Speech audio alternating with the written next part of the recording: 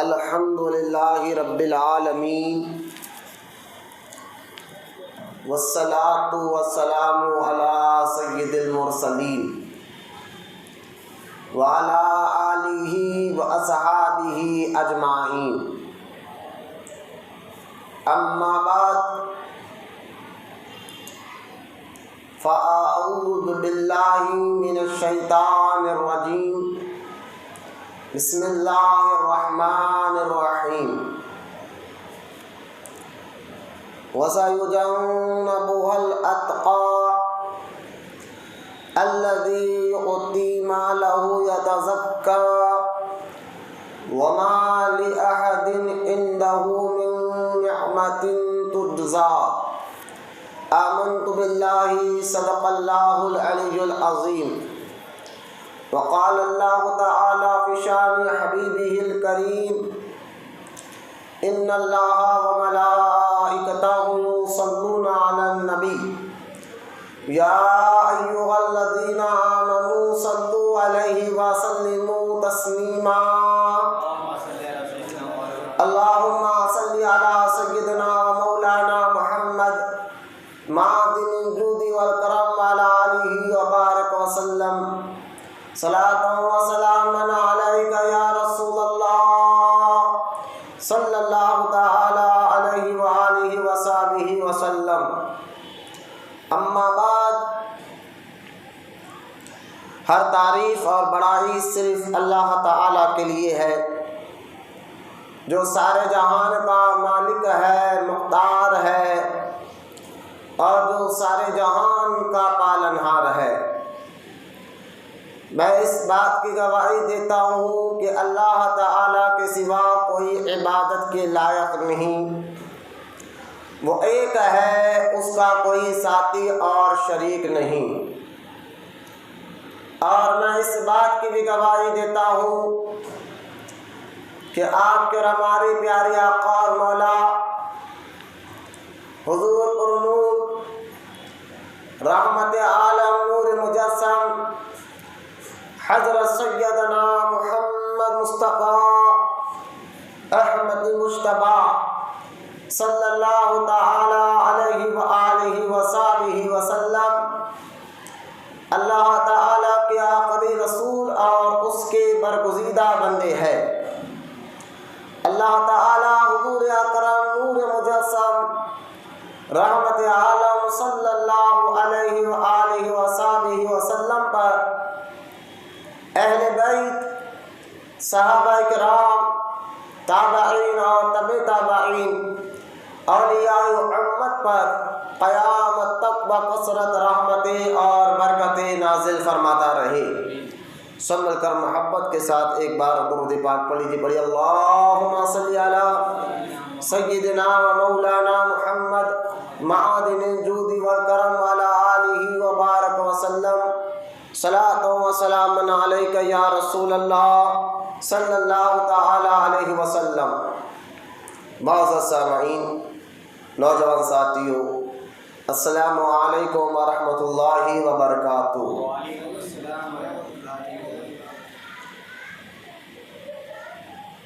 سب سے پہلے تو دل کی گہرائیوں کے ساتھ آج جو ہے بعد الانبیاء بتحقیق امیر المؤمنین حضرت سیدنا ابو بکر صدیق رضی اللہ تعالی عنہ کا عرس مبارکہ کی میں مبارکبادی پیش کرتا ہوں اور دعا کرتا ہوں کہ اللہ تعالی امیر المؤمنین سیدنا ابو بکر صدیق رضی اللہ تعالی عنہ کے صدقے میں ہماری اور ہمارے ماں باپ کی مغفرت فرمائے اور ہمارے مرحومین کی بھی مغفرت فرمائے۔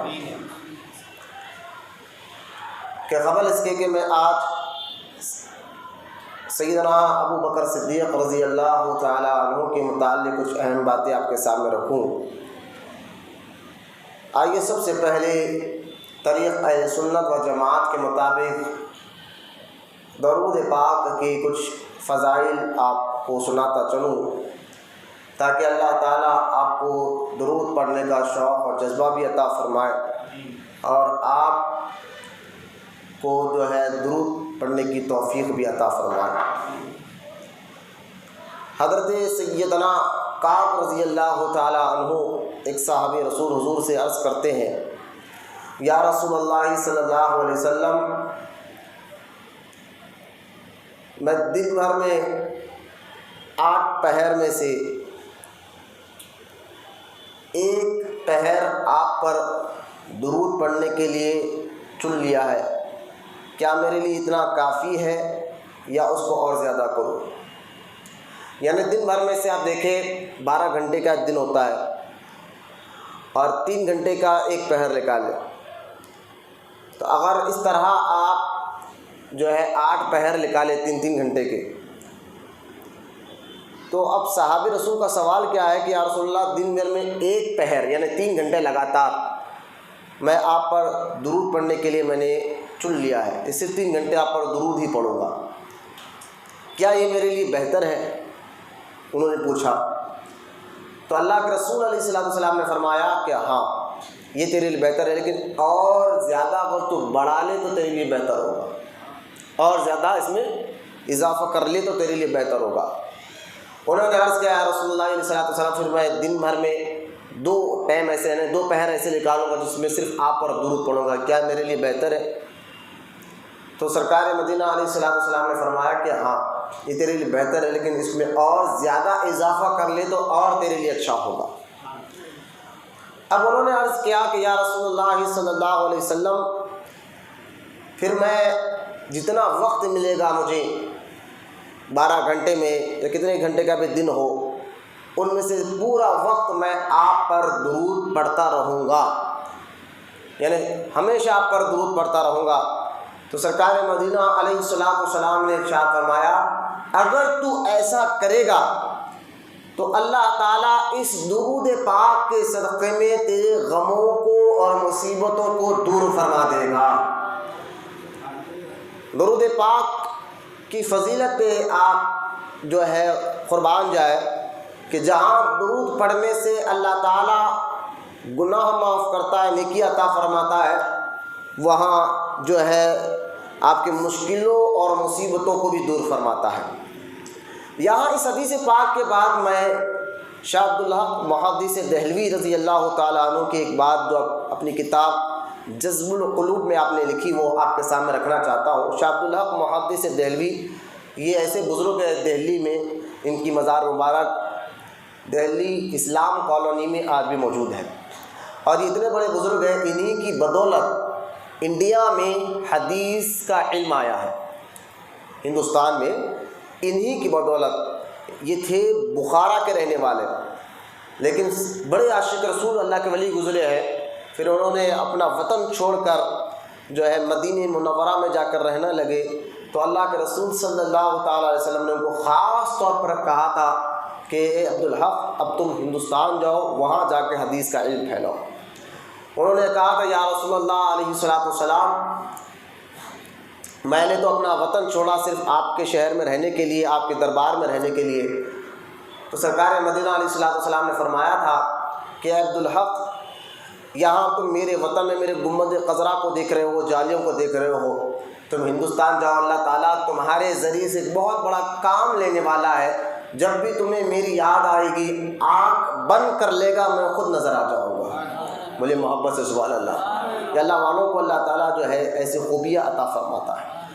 تو اتنے بڑے بزرگ ہیں، اکبر کے دور میں یہ تھے موجود، اکبر بادشاہ کے دور میں، جب اس نے بددینی پھیلائی تھی، دین الہی کا ایک نیا سا ٹائٹل مذہب نکالا تھا، تو شاہ عبدالحق محدث دہلوی رحمۃ اللہ تعالیٰ نے بھی بہت اس کا جم کر ویرودھ کیا تھا، اور اپنے مدرسوں میں اس کے خلاف تحریک چلا کر لوگوں کو بتایا تھا کہ یہ اکبر غلط ہے، دین الہی کوئی مذہب نہیں بن سکتا، جو مذہب ہے وہ مذہب اسلام ہے، اور یہ قیامت تک رہنے والا ہے۔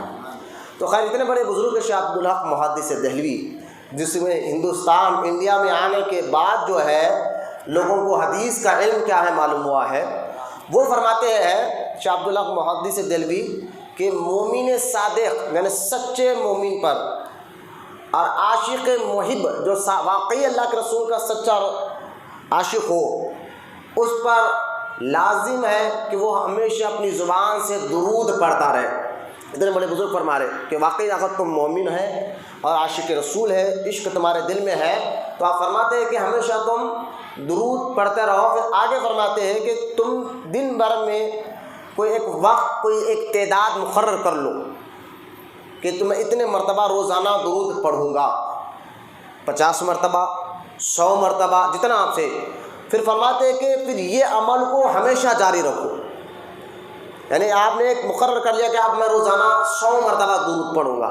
تو شاہ عبداللہ محدث دہلوی فرماتے ہیں کہ اگر تم نے یہ نیت کر لی کہ 100 مرتبہ ڈیلی درود پڑھوں گا، تو پھر 1 یا 2 3 دن کر چھوڑ مت دو، اس کو روزانہ عمل کرتے رہو۔ یہ تھوڑا ہی ہے لیکن روز کیوں؟ پھر آگے شاہ عبداللہ محدث دہلوی فرماتے ہیں اللہ اس عمل کو پسند کرتا ہے، اللہ تعالیٰ اس عمل کو پسند کرتا ہے جو ہو تو تھوڑا لیکن روزانہ کر رہا ہو تو تھوڑا لیکن روز کر رہا ہو۔ یہ اس سے بہتر ہے کہ ایک بندہ گھنٹوں درود پڑھتا ہے لیکن کبھی کبھی پڑھتا ہے، لیکن ایک بندہ 50 مرتبہ پڑھتا ہے لیکن ہمیشہ پڑھتا ہے، روزانہ پڑھتا ہے۔ تو شاہ عبداللہ محدث دل فرماتے ہیں تم کم ہی اگر کیوں نہ ہو لیکن اس کو روز جاری رکھو، کیونکہ اللہ اس عمل کو پسند کرتا ہے جو روزانہ کیا جاتا ہے۔ بولے محبت سے سبحان اللہ۔ پھر آگے شاہ عبداللہ محدث دہلوی رحمۃ اللہ تعالیٰ علیہ فرماتے ہیں وہ بھی تو صحابی رسول، ایسے عاشق رسول تھے جنہوں نے حضور سے کہا تھا کہ یا رسول اللہ علیہ الصلوۃ والسلام کیا میں ہر وقت آپ پر درود پڑھتا رہوں؟ تو سرکار نے فرمایا تھا اگر تم ایسا کرو گے تو اللہ تمہارے غموں کو دور فرما دے گا۔ پھر شاہ عبداللہ محدث دہلوی فرماتے ہیں ایک مرید کے لیے توجہ کرنا، اگر کوئی مرید ہے اس مجمع میں تو غور سے سنیں۔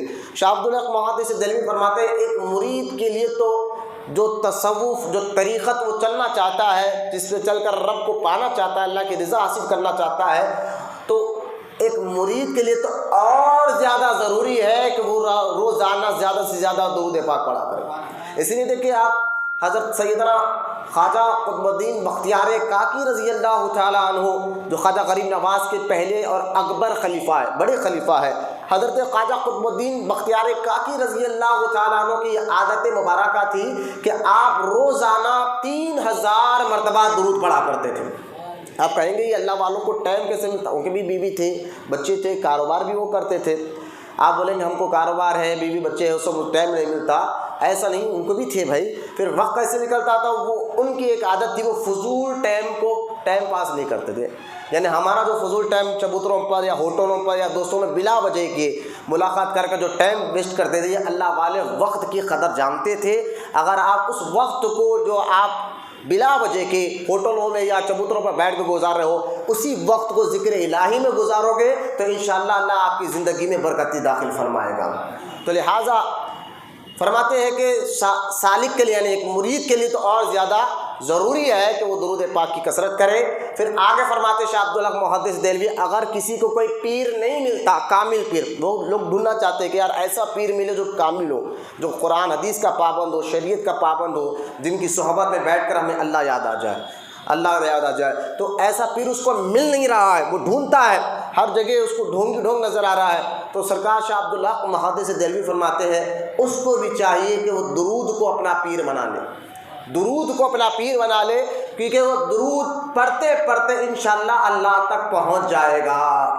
آئیے درود کے میں نے آج تھوڑا سا تشریح کر جذب القلوب کی کتاب سے شاہ عبدالحق محدث دہلوی رضی اللہ تعالیٰ عنہ نے درود کے متعلق کیا کیا بیان فرما، میں نے چند باتیں آپ کے سامنے تشریح کی۔ میرا موضوع درود کی نہیں ہے لیکن مزاج ہے کہ بیان کرنے سے پہلے آپ کے سامنے درود کی فضیلت رکھتا ہوں تاکہ اللہ ہم تمام کو عمل کی توفیق عطا فرمائے۔ آئیے محبت اور عقیدت کے ساتھ سب مل کر پیار اور عقیدت کے ساتھ درود پاک کا نذرانہ پیش کر بلند آواز سے پڑھیے اللہم صلی علی سیدنا و مولانا محمد معدن الجود والکرم والا آلہ وبارک وسلم صلاۃ و سلام علیک یا رسول اللہ صلی اللہ تعالی علیہ وسلم۔ آج انشاءاللہ کیونکہ 22 جمادی الثانی ہے، 22 تاریخ ہے چاند کی، جمادی الثانی کا اس مبارک مہینے کی، اور آج ہی کے دن امیر المؤمنین سیدنا ابو بکر صدیق رضی اللہ تعالیٰ عنہ کا عرس مبارک یعنی وفات مبارک کا دن ہے، اور ایسی مبارک گھڑی میں ہم اللہ کے گھر میں بیٹھے ہیں اور انشاءاللہ اس کے نیک ولیوں کا ذکر کر رہے ہیں۔ لیکن میں آپ کے بارے میں عرض کرنے سے پہلے، کیونکہ گزشتہ جمعہ ہم نے فضیلت ابو بکر صدیق رضی اللہ تعالیٰ عنہ پر بیان کیا تھا، جو ایک مسلمان کے لیے اس کے لیے ضروری ہے اس بات کو ماننا کہ تمام صحابہ میں سب سے افضل ابو بکر صدیق ہے رضی اللہ تعالیٰ عنہ۔ تو لہٰذا اس کے بعد حضرت عمر ابن خطاب ہے، اس کے بعد حضرت عثمان غنی ہے، اور ان کے بعد مولا علی مرتضیٰ رضی اللہ تعالیٰ عنہ اجمعین ہے۔ لیکن یہاں ایک اور بات، تھوڑا علمی بات ذرا سن لے۔ بعض سنی علماء نے یہ بات تو کہا کہ عثمان غنی سے حضرت علی افضل ہے، بعض نے یہ بھی کہا عثمان غنی سے افضل حضرت علی ہے رضی اللہ تعالیٰ عنہ، لیکن سارے 1400 سال سے پورے صحابہ کا، تابعین کا، سارے مسلمانوں کا اس بات پر تو اجماع ہے، عقیدہ ہے کہ تمام صحابہ میں شیخین افضل ہے، یعنی ابو بکر صدیق اور حضرت عمر ابن خطاب رضی اللہ تعالیٰ عنہ۔ یہ دو صحابہ کے بارے میں تو سب کا اس پر کوئی اختلاف نہیں رہا، کسی کی کوئی دو رائے نہیں رہی، کسی کی جمہوریت نہیں رہی، سب کا اس بات پر تو اجماع ہے کہ حضرت ابو بکر صدیق، حضرت عمر ابن خطاب کو شیخین کہتے ہیں۔ کیا کہتے ہیں سب نے؟ شیخین۔ شیخین سے مراد یہ دو صحابی ابو بکر، حضرت عمر۔ تو یہ تمام لوگ 1400 سال سے مسلمانوں کا یہ عقیدہ رہا ہے کہ حضرت شیخین تمام صحابہ میں افضل ہے، اور اس کا ماننا اتنا ہی ضروری ہے کہ جیسا کہ ایمان لانے کے بعد نماز فرض ہو جاتی ہے، اسی طرح ایمان کے بعد ان باتوں کا ماننا ہر مسلمان کے لیے ضروری ہو جاتا ہے۔ اور یہ سنی ہونے کی پہچان بھی ہے، ایک ہے سنی ہونا، ایک ہے سنی ہونے کی پہچان ہونا۔ آج بہت سے لوگ دیکھیں آپ، کئی کھیڑے گاؤں میں مسجد میں اکثر دورہ ہمارا بھی ہوتا رہتا، ہم نے دیکھا ہے، خاص طور پر اپنے آپ کو سنی کہہ رہے ہیں اور مسجد کا امام ہے اور فاتحہ بھی کہہ رہے ہیں، لیکن جو ہے پتہ چل رہا وہ کہاں سے پڑھے تو معلوم ہو رہا کہ وہابی مدرسے سے پڑھے ہوئے ہیں، اور یہ اوپر سے ڈھونگ کر رہے ہیں اور دھیرے دھیرے لوگوں کو اپنے قریب کر پھر ان کا بھی عقیدہ خراب کر رہے ہیں، ان کو بھی بھڑکا رہے ہیں۔ اب تو لہٰذا اپنے آپ کو سنی بول کر عجیب عجیب باتیں کرنے والے بھی لوگ پیدا ہو گئے ہیں، تو لہٰذا خالی سنی بولنا نہیں، سنی ہونے کی کچھ پہچان بھی ہوتی ہے۔ جیسا کہ سنی ہونے کی پہچان کہ ہم میلاد مناتے ہیں الحمدللہ، سنی ہونے کی پہچان ہے ہم 11ویں شریف مناتے ہیں، سنی ہونے کی پہچان ہے ہم چھٹی شریف مناتے ہیں، سنی ہونے کی پہچان ہے ہم سرکار پر درود و سلام بڑی عقیدت و محبت سے پڑھا کرتے ہیں، یہ اور بھی پہچان ہے۔ تو لہٰذا سنی ہونے کی پہچان کے بارے میں آج آپ کے سامنے میں یہ بتانا چاہتا ہوں کہ کتنا اہم عقیدہ ہے کہ تمام صحابہ میں شیخین افضل ہے، یہ کتنا اہم عقیدہ ہے۔ تو اور یہ اگر ایسا بولو نا تو کچھ لوگ کہتے ہیں کہ نہ بھائی یہ بریلی کے امام احمد رضا خان رضی اللہ تعالیٰ عنہ نے ایسی باتیں لکھ کر لوگوں کے درمیان جو ہے جھگڑا ڈال دیا، یہ سنی وہابی کا فرقہ بریلی سے آیا ہے، ایسا ہرگز نہیں ہے، بہت جھوٹ بولا جا رہا ہے آج کے دور میں۔ ورنہ اگر آپ حق پسند ہے اور الحمدللہ حق کو پسند کرتے ہیں، سچائی کو پسند کرنا بھی چاہیے جو سچ ہے، تو اگر آپ ریسرچ کریں گے تو آپ کو معلوم ہوگا کہ آج سے 100 سال پہلے اعلیٰ حضرت امام احمد رضا خان رضی اللہ تعالیٰ عنہ کی وجہ سے آج لوگوں کا ایمان بچا ہوا ہے، اگر سچ پسند ہے آپ کو، کیونکہ اس دور میں آج سے 100-150 سال پہلے انگریزوں کے کہنے پر ان دیوبندی مولویوں نے نئی باتیں مسلمانوں کے اندر لا کر گڑی تھی، اور مسلمانوں کا ان کا مقصد کیا تھا؟ مسلمانوں میں لڑانا۔ تو خیر یہ کہتے نہیں بریلی کے اعلیٰ حضرت نے نئی باتیں نکالے، یہ الٹا چور کوٹوال کو اڑاتے ہیں، یہ بولتے نا ایک مشہور مسئلہ ہے ہمارے پاس کہ جب چور چوری کرتا ہے تو پولیس والے کو الٹا کہتا میں کب کرا ہے نا، تو یہ الٹا چور کٹوال کو ڈانٹے، تو وہابیوں کا یہی طریقہ آج کے دور میں ہو گیا، خود غلط باتیں خود لائے، خود کہتے کہ 1400 سال سے جو مسلمانوں کا عقیدہ ہے نبی زندہ ہے، لیکن ان لوگوں نے آج سے 100 سال پہلے لکھا اپنی کتابوں میں نبی مردہ ہے۔ اب مجھے بتائیے جو اوپر سے چلتے ہوئے آ رہا تھا وہ عقیدہ، وہ تو لڑائی کی بات نہیں تھی نا، یہ بیچ میں اگر کوئی گھس کر یہ بات غلط بتا دے تو لڑائی کون کر رہا ہے؟ یہ اوپر سے چلنے والے یا بیچ میں گھسنے والے؟ یقیناً یہ بیچ میں گھسنے والے۔ تو یہ وہابیوں نے لکھا تھا اپنی کتابوں میں، کہ آج بھی لکھ رہے، چھپ رہی ہیں ان کی کتاب، ہمارے پاس موجود ہے، میں کیونکہ آپ کو معلوم ہے ثبوت کے ساتھ میں بات کرتا ہوں، دلائل میرے پاس موجود ہے، ان کی کتابیں چھپ رہی ہیں، آج بھی لکھ رہے ہیں اپنی کتابوں میں کہ نبی معاذ اللہ مردہ ہے، نبی کو علم غیب نہیں۔ یہ ایسی باتیں تھے، کبھی مسلمان ان باتوں میں اگر آپ پیچھے سے 1400 سال سے لے کے چلے جائے، 1300 سال تک کبھی مسلمانوں کا یہ عقیدہ تھا ہی نہیں کہ معاذ اللہ کے نبی مردہ ہے، نبی غیب نہیں جانتے۔ سارے مسلمانوں کا یہ عقیدہ تھا کہ اللہ کے بتانے سے نبی غیب جانتے، اور نبی کیونکہ سرکار کی حدیث ہے، سرکار نے خود فرمایا زمین پر اللہ نے یہ حرام کر دیا کہ نبی کے جسم کو نقصان پہنچائے۔ نبی جیسا ظاہری زندگی میں، سرکار کی حدیث ہے، سرکار فرماتے ہیں جیسا میں ظاہری زندگی میں قبر میں بھی نبی زندہ ہوتے ہیں۔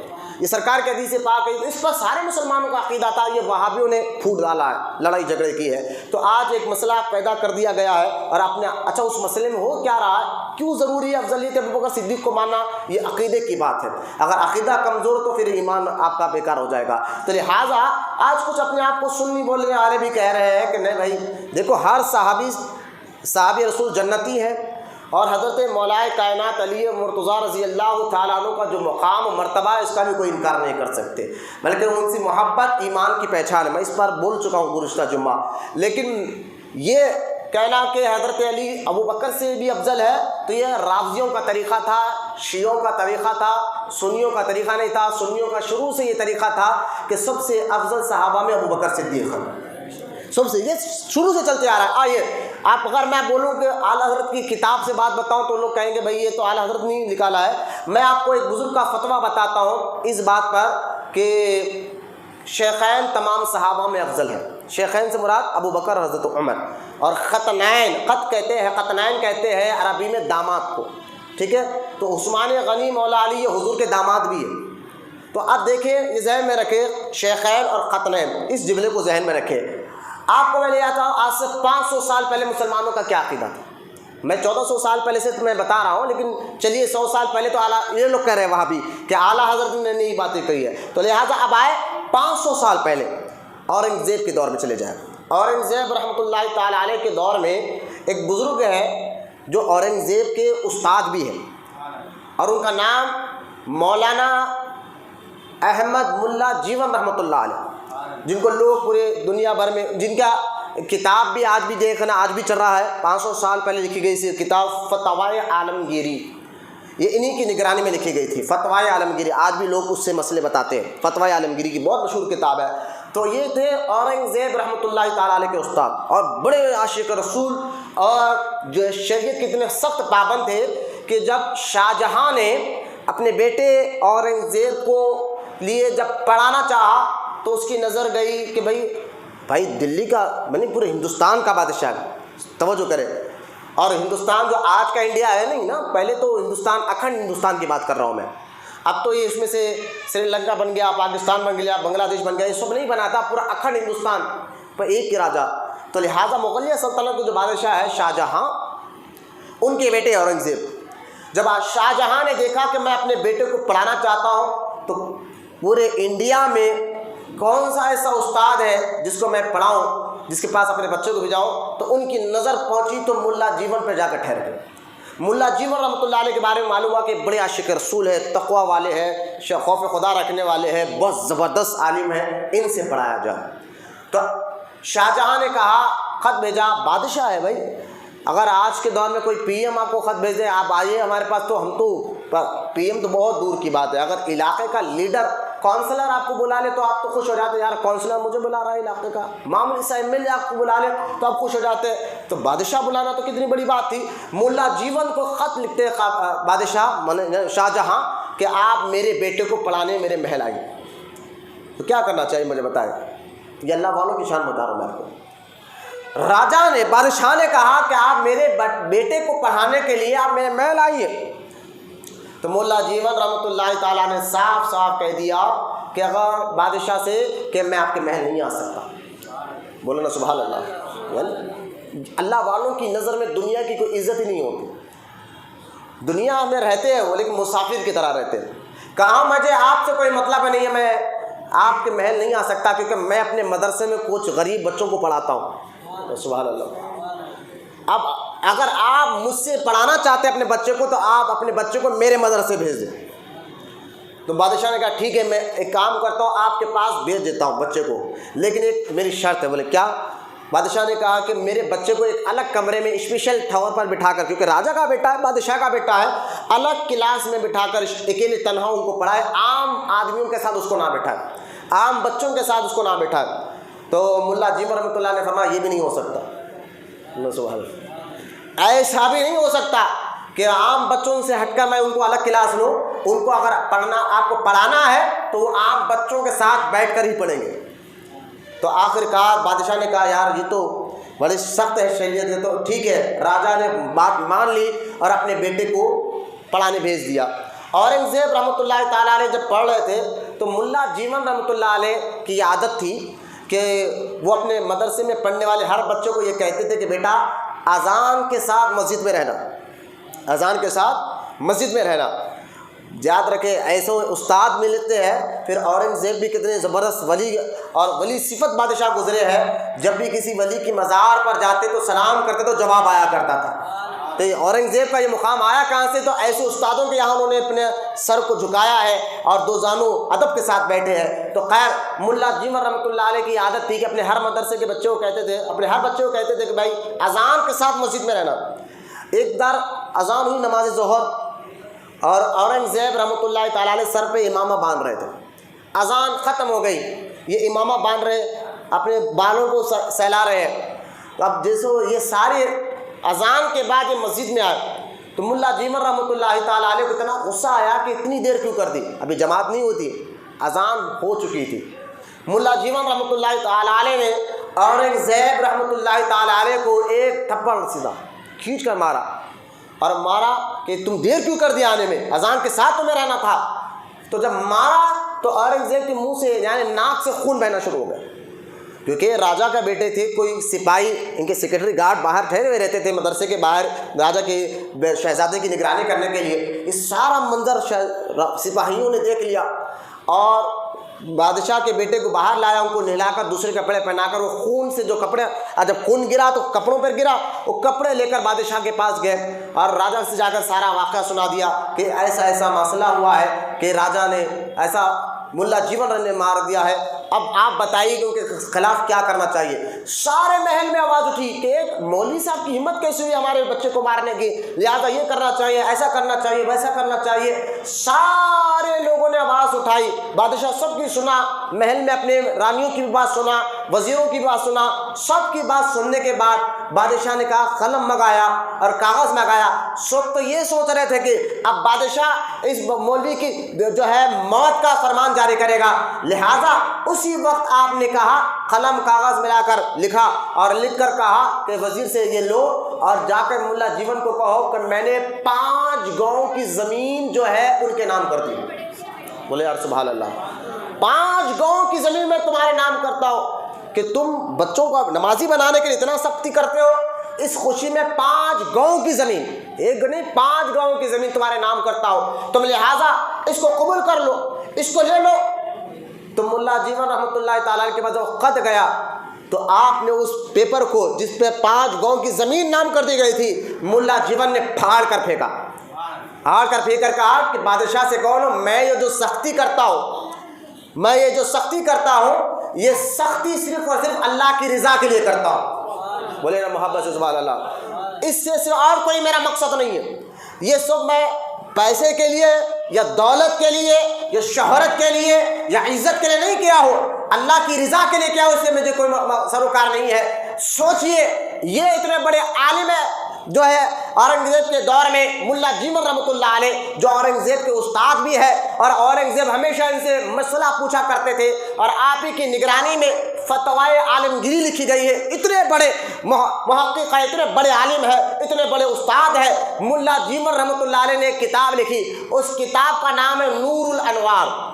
بولے سبحان اللہ، نور الانوار اس کتاب کا نام ہے۔ اب آئے میں آپ کو بتا جاؤں، میں پہلے بتا دیا کہ ملا جیون کون ہے، کیسے تھے، مزاج کیسی تھی، کس کے استاد تھے، یہ ساری ڈیٹیل بتانے کے بعد سوچے کہ جب وہ عالم نے کتاب لکھی ہوگی تو اس میں کیسی کیسی باتیں تھی ہوگی۔ تو ملا جیون رحمۃ اللہ تعالیٰ علیہ نور الانوار کتاب لکھی، اس کے مقدمے میں آپ سے سوال ہوا حضور یہ بتائیے سنی کون ہے۔ یہ کتنا اہم عقیدہ ہے کہ صحابہ میں شیخین کو افضل جاننا، یہ آج مذاق لیا جا رہا ہے، سننا ذرا غور سے، 500 سال پہلے کی بات ہے۔ اب اعلیٰ حضرت میں فتویٰ نہیں لگانا کہ ماشاء اللہ اعلیٰ حضرت نے یہ لڑائی کی بات شروع کی تھی، ایسا نہیں ہے۔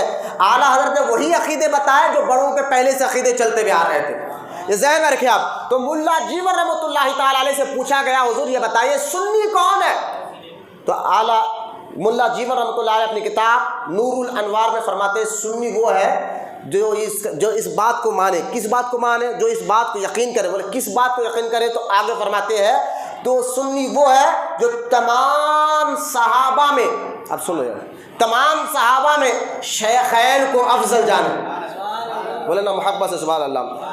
تمام صحابہ میں، اور میں گزشتہ جمعہ بتا چکا ہوں کہ امت محمدیہ غوث اعظم کا وہ قول جو غوث اعظم کی کتاب غنیت الطالبین سے میں نے بات بتا چکا ہوں کہ امت محمدیہ ساری امتوں میں بہتر ہے، جو غوث اعظم نے عقیدہ بتایا۔ اور غوث اعظم آگے لکھتے ہیں امت محمدیہ میں سب سے بہتر صحابہ ہے، اور صحابہ اکرام میں بھی درجے ہیں۔ اور میں نے قرآن سے بھی بتایا ہے، سورہ جو ہے حدید کی آیت 27واں پارہ سورہ حدید آیت نمبر 10، خود اللہ فرماتا ہے کہ تم میں سے وہ آپس میں ایک دوسرے میں برابر نہیں ہے، یہ درجے ہم نے نہیں دیے، اللہ نے خود رکھے۔ یہ بھی ذہن میں رکھیے آپ، یہ درجے ہم نے نہیں دیے، اللہ نے خود رکھے۔ تو خیر، تو ملا جیمر رحمۃ اللہ علیہ اپنی کتاب میں لکھتے ہیں، فرماتے ہیں سنی وہ ہے، اب یہ عقیدہ ہے سنی کا ہونا چاہیے۔ اگر کوئی آپ کرا کر کہے کہ ابو بکر سے افضل مولا علی ہے تو کہنا کہ رافضیوں کا عقیدہ ہے، سنیوں کا یہ عقیدہ نہیں ہو سکتا، عاشقوں کا یہ عقیدہ نہیں ہو سکتا۔ اور یہ ایسا عقیدہ ہے 1400 سال سے چلتے ہوئے آ رہا ہے، یہ آج نیا گڑا ہوا عقیدہ نہیں ہے۔ میں 500 سال پہلے اورنگزیب کے استاد کی بات کر رہا ہوں۔ ملا جیون رحمۃ اللہ علیہ فرماتے ہیں سنی وہ ہے جو تمام صحابہ میں شیخین کو افضل جانے۔ شیخین سے مراد ابو بکر اور عمر رضی اللہ تعالیٰ عنہ، تمام صحابہ میں شیخین کو افضل جانے اور ختنین سے محبت کرے، یعنی عثمان غنی اور مولا علی سے بھی محبت کرے، تو لہذا وہ سنی ہے۔ تو یہ بات میں اس لیے بتا رہا ہوں بار بار، یہ کتنا اہم عقیدہ، یہ بات اس کو ذہن میں رکھتے ہوئے آگے بڑھیے۔ دیکھیں اسلام ہمارا جو ہے نا، ایمان کے بعد نماز، روزہ، حج، زکوٰۃ، یہ اگر قرآن شریف کو دیکھا جائے تو قرآن میں 3 سبجیکٹ بہت زیادہ ملتے ہیں۔ 3 کو اگر کم کیا جائے 2 سبجیکٹ پورے قرآن میں، 30 پاروں کا میں آپ کو سامنے ایک نچوڑ بتا رہا ہوں کہ قرآن میں 2 چیزیں آپ کو بہت آسانی سے سمجھ میں آئیں گے، ذرا غور سے سننا۔ قرآن ایک عقیدہ بتاتا ہے اور ایک عمل بتاتا ہے کہ عقیدہ کیا رکھنا چاہیے اور عمل کیسا کرنا چاہیے۔ تو اسلام قرآن کے ذریعے، رسول پاک کے ذریعے جو ہمیں ملا ہے، تو وہ ہمیں جو باتیں بتا رہا ہے، تو میں آپ کو سمجھانا چاہتا ہوں اسلام صرف آپ کو نماز، روزہ، حج، زکوٰۃ یا اعمال کے بارے میں نہیں کہتا، یہ تو ہے ایمان کے بعد ضروری ہے، لیکن ساتھ ہی ساتھ آپ کو قرآن یہ بھی کہتا ہے کہ ایسے شخصیات ہیں، کچھ ایسے لوگ ہیں جن سے محبت کرنا بھی ہر مسلمان کے لیے ضروری ہے۔ شخصیتوں کا بھی سے محبت کرنا، شخصیت سے بھی محبت کرنا، ان کی عزت کرنا، ان کا ادب کرنا، ان سے محبت کرنا اور ان سے تعظیم کرنا، یہ بھی اسلام سکھاتا ہے، یہ بھی قرآن سکھاتا ہے۔ ایک نہیں کئی آیتیں ہیں جس میں اللہ تعالیٰ نے فرمایا، دیکھیں جیسا کہ قرآن میں اللہ فرماتا ہے اپنے ماں باپ کی عزت کرو۔ بھائی نماز پڑھ رہے ہو نا، ایمان کے بعد عمل تو کر رہے ہو، لیکن شخصیت کیا ہے؟ لوگ کہتے ہیں پیر سے محبت کیوں، یہ انسان سے محبت کیوں، ان کا ادب کیوں؟ کہا یہ بھی اسلام سکھاتا ہے، یہ بھی اہم زیادہ ضروری ہے۔ تو ماں باپ کی عزت کرو، قرآن میں یہ بھی آیتیں ہیں کہ نبی کی عزت کرو، ان کی تعظیم کرو۔ قرآن میں یہ بھی آیتیں ہیں کہ صحابہ سے محبت کرو کیونکہ اللہ ان سے راضی ہو گیا، اللہ ان سے راضی ہو گیا ہے۔ تو اس شخصیتوں سے محبت کرنا بھی ایمان کا حصہ ہے، میں سمجھانا یہ چاہتا ہوں، شخصیتوں سے محبت کرنا بھی ایمان کا حصہ ہے۔ یہ جو قرآن کی کئی آیتیں ہیں، اور اس پر اگر بولوں گا تو وقت زیادہ ہوگا۔ میں جو آگے میسج دینا چاہتا ہوں ذرا آپ کو تیزی سے ذہن میں بٹھاتے جائیے کہ اگر آپ کو کوئی بولے نا یہ عرس کیا ہے، یہ بزرگوں کی یاد کیا ہے، تو کہنا دیکھو اسلام اللہ کے نیک بندوں سے محبت کرنا اور ان کی یاد منانے کا بھی حکم عطا فرماتا ہے۔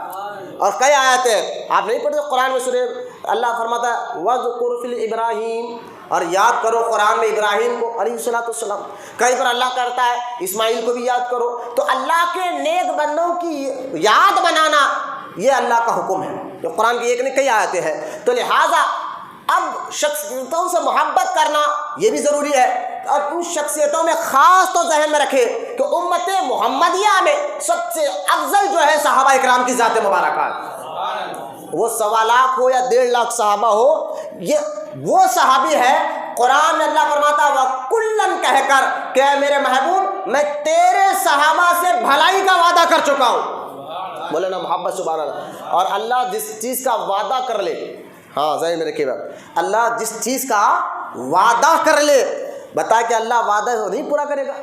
اللہ جب قرآن میں یہ کہہ چکا ہے وَكُلًّا کہہ کر کہ اے میرے محبوب میں وعدہ کر چکا ہوں کہ تیرے سارے غلاموں سے بھلائی کا، یعنی جنت کا اللہ نے وعدہ کر دیا ہے، تو آج کوئی کیوں بھوگتا ہے میرے معاویہ پر؟ وہ صحابی ہے یا نہیں؟ قبل ہے۔ تو میں نے کہا جب اللہ نے وعدہ کر لیا بھلائی کا تو تم کیوں بول رہے ہو بھائی؟ جو ہے اس طرح کی باتیں کر کر اپنے آپ کو سنی کہہ کر میرے معاویہ کو بھوگ تو شرم آنی چاہیے کہ قرآن کی نص سے ثابت ہے کہ ہر صحابی جنتی ہے. بولے نا سبحان اللہ. ہر صحابی رسول جنتی ہے. آپ دیکھیں اللہ اپنے وعدے کو ضرور پورا کرتا ہے. آپ دیکھیں یوسف علیہ السلام کو اللہ نے مصر کی بادشاہت دی. یوسف علیہ السلام تو اگر کوئی بزرگ ایک شخص آ کے ایک بزرگ سے کہنے لگے بولے یوسف علیہ السلام کو مصر کی بادشاہی ملی. میں نے کہا یوسف بننے سے پہلے, مصر کے بادشاہ بننے سے پہلے یوسف کی زندگی کو بھی دیکھو اور قرآن ہی میں دیکھو کتنی تکلیفیں اٹھانا پڑے. دیکھیں یوسف علیہ السلام کو جب ان کے والد یعقوب علیہ السلام محبت کرتے تھے, بھائی ان کو جلن ہو گئی, اٹھا کر لے کے گئے, کھیلنے کے بہانے کنویں میں ڈال دیا. وہ تو مارنا چاہتے تھے, کنویں میں ڈال دیا. اب پھر واپس گئے, باپ کو کہا کہ شیر نے جانور چیڑ پھاڑ کر کے کھا گیا ان کو. اور پھر دوسرے دن بچوں کو خیال آیا کہ کہیں یوسف علیہ السلام اوپر نکل کر کہیں دوسری جگہ نہ چلے جائے. دوڑ کے بچے بھائی پھر آئے, دیکھا کنویں میں جھانک کر یوسف علیہ السلام نظر نہیں آیا. اور وہاں سے پھر ان کا پتہ اٹھاتے اٹھاتے دیکھا تو یوسف علیہ السلام کو کچھ لوگوں نے اس کنویں سے نکال لیا تھا. نکال کر کیونکہ اس دور میں انسان بکتے تھے تو کہا یہ خوبصورت بچہ ہے اور یہ بچے کو لے آ کر ہم بیچ دیں گے. تو لہٰذا یہ بھائیوں نے گئے, جا کر دیکھا کہ ایک قافلہ جا رہا ہے جنگل سے, ان قافلے میں ہمارا بھائی بھی موجود ہے.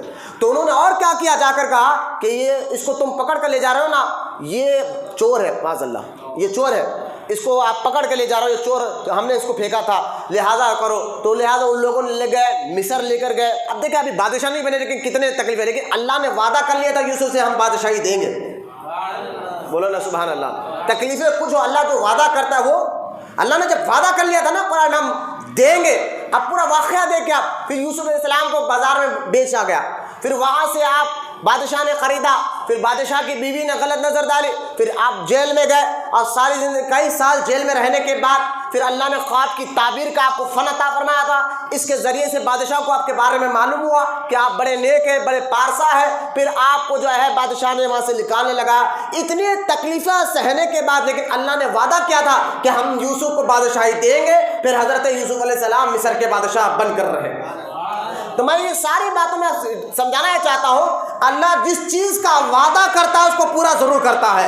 جب اللہ وہ کلن کہہ کر قرآن میں کہہ دے کہ میرے محبوب میں وعدہ کر چکا ہوں تیرے تمام صحابہ سے بھلائی کا, بولے سبحان اللہ, بھلائی کا میں وعدہ کر چکا ہوں. جب اللہ تمام صحابہ سے بھلائی کا, جنت کا وعدہ کر چکا ہے تو آج کسی کو کسی صحابی میں بکنے کی ضرورت نہیں ہے. امیر معاویہ ہو یا مولا علی رضی اللہ تعالیٰ عنہ اجمعین, یہ شیعوں کا طریقہ تھا جو آج تم گھس رہے ہو. اور میں پھر بتا رہا ہوں, میں کسی فرقے کا نام لے کر لڑائی کی بات نہیں کر رہا ہوں, میں آپ کو حق بات بتا رہا ہوں. میں یہ نہیں کر رہا ہوں معاذ اللہ کہ آپ لڑے جھگڑے. میں آپ کو بتاؤں کہ آپ ہو کون. آپ اس دنیا میں ہو نا, مرو گے تو آخرت کی زندگی جاؤ گے, وہاں پر یہ ساری باتیں پیدا ہوگی. یہاں یقین مضبوط رکھو, انشاءاللہ قبر میں بھی ایمان سلامت رہے گا اور آخرت میں بھی آپ کو اللہ تعالیٰ حضور کے صدقے میں جنت میں عطا فرمائے گا. تو لہٰذا یہ کتنا ضروری ہے. اب اللہ تعالیٰ نے وعدہ کر دیا تمام صحابہ سے, تو صحابہ سے محبت کرنا, ہر صحابی کے لیے یہ یقین رکھنا کہ یہ جنتی ہے. اور ان تمام صحابہ میں شیخین کو افضل جاننا, بولو نا سبحان اللہ, یہ بہت زیادہ ضروری, یہ عقیدے کی بات ہے, یہ عقیدے کی بات ہے. اور شخصیت سے محبت کرنا. اگر صحابہ میں عیب ہوتا معاذ اللہ, مجھے بتائیے صحابہ میں عیب ہوتا, انہی کے اندر اگر عیب نکالو گے تو اسلام مشکوک ہو جائے گا. دین جو اب تک پہنچا کس کے ذریعے سے, بتا نا, نبی نے صحابہ کو سکھایا, صحابہ نے تابعین کو سکھایا, تابعین نے تبع تابعین کو سکھایا, تبع تابعین نے اولیاء کو سکھایا, اولیاء نے ہم تک پہنچایا, ہے نا. تو دین میں ہی کامیاب. اب دیکھیں بھائی, اگر بنیادی خراب ہو تو آگے اس میں فائدہ کیا رہے گا, مضبوطی کیا رہے گی. مثال کے طور پر آپ بتائیے نکاح ہوتا ہے, نکاح میں کیا ضروری ہے. بعض کو بہت اللہ ماشاء اللہ بہت سے لوگ جانتے ہیں, لیکن بعض لوگ کو ابھی بھی نہیں معلوم. نکاح میں وہ سمجھتے کہ خطبہ نکاح نہیں ہوا جب تک نکاح نہیں ہوتا. نکاح میں خطبہ جو پڑھا جاتا ہے وہ سنت ہے, یہ ضروری نہیں ہے, لیکن گواہوں کا ہونا ضروری ہے. بغیر گواہ کے کوئی اگر کوئی خطبہ نکاح پڑھ لے تو گواہ ہونا ضروری ہے. اور ان گواہوں کا اس جگہ موجود ہونا بھی ضروری ہے. جس جگہ دولہا دلہن ہو اس جگہ موجود ہونا بھی ضروری ہے. اس لیے بعض علماء نے فرمایا کہ ویڈیو کال پر نکاح نہیں ہو سکتا. ویڈیو کال پر بہت سے لوگ آپ بھجا دے رہے یار، دین نہیں جانتے، جاننا بھی نہیں چاہتے، آخرت نہیں جانتے، پتہ نہیں ان کو خوف خدا ہے یا نہیں ہے، اور کوئی کہتے نہیں بھائی اسکیپ پہ ویڈیو کال پر بھی نکاح ہو جاتا ہے، بچوں کو بھیج دے رہے نکاح کرانے، باہر بھیجا دے رہے۔ اللہ خیر کرے ہمارے مسلمان اسلامی ماں بہنوں کو، اللہ ان کو دین کی سمجھ عطا فرمائے۔ آپ کی بھی ذمہ داری بنتی ہے کیونکہ اللہ نے مرد کو حاکم بنایا، مرد کو قرآن میں فرمایا ہم نے مرد کو حاکم بنایا ہے، تو آپ کے بھی اختیار میں ہونا چاہیے کہ اپنے بیوی کو، اپنی بہن کو، اپنی بیٹی کی تربیت کیسی کرے، ان کو کیسا رکھے، کہ پہلے آپ دین سیکھیں گے تو تبھی تو گھر والوں کو بتائیں گے۔ قرآن میں اللہ فرماتا ہے اے ایمان والو اپنے آپ کو اور اپنے گھر والوں کو دوزخ کی آگ سے بچاؤ۔ تو پہلے سب سے پہلے تبلیغ گھر سے ہونا چاہیے انشاءاللہ۔ تو لہٰذا حضرت یہ بات یاد رکھیں، نکاح میں گواہوں کا ہونا ضروری ہوتا ہے، اور اس جگہ پر موجود ہونا بھی ضرور جس جگہ نکاح ہو رہا ہو۔ اب مجھے بتائیے اسی سے زندگی بتائیں گے، اب گواہ تھے، نکاح ہو گیا، نکاح ہونے کے بعد جو ہے اولاد ہوئی تو سب کہیں گے یہ حلالی اولاد ہے، حلالی اولاد ہے کہ گواہ موجود ہے۔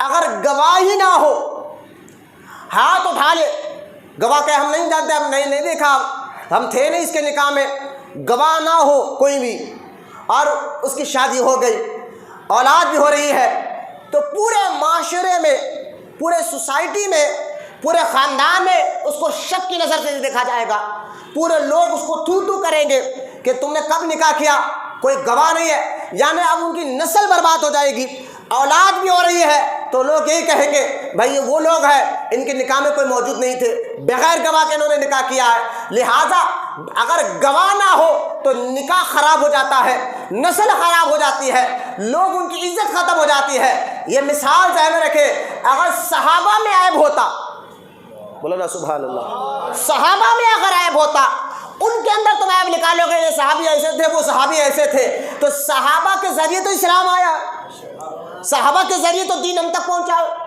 صحابہ کے ذریعے تو قرآن ہم تک پہنچا ہے، تو اگر صحابہ میں عیب نکالو گے تو کس میں عیب نکلے گا؟ پورا دین ہی تو جو ہے کمزور پڑ جائے گا، پورا اسلام ہی تو کمزور پڑ جائے گا، پورے دین میں معاذ اللہ لوگ کہیں گے کہ یہ بات غلط ہے، یہ بات غلط ہے۔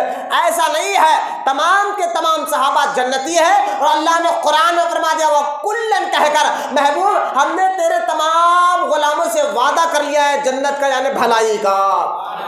بولے محبت سے سبحان اللہ۔ یہ ساری باتیں ایمان کو مضبوط کرنے کے لیے اور ایک سنی کے لیے، ایک عاشق رسول کے لیے بہت زیادہ ضروری تھی، تو میں اس لیے اس بات کو شیئر کر رہا ہوں آپ کے سامنے کہ شیخین کو افضل جاننا کتنا اہم عقیدہ ہے۔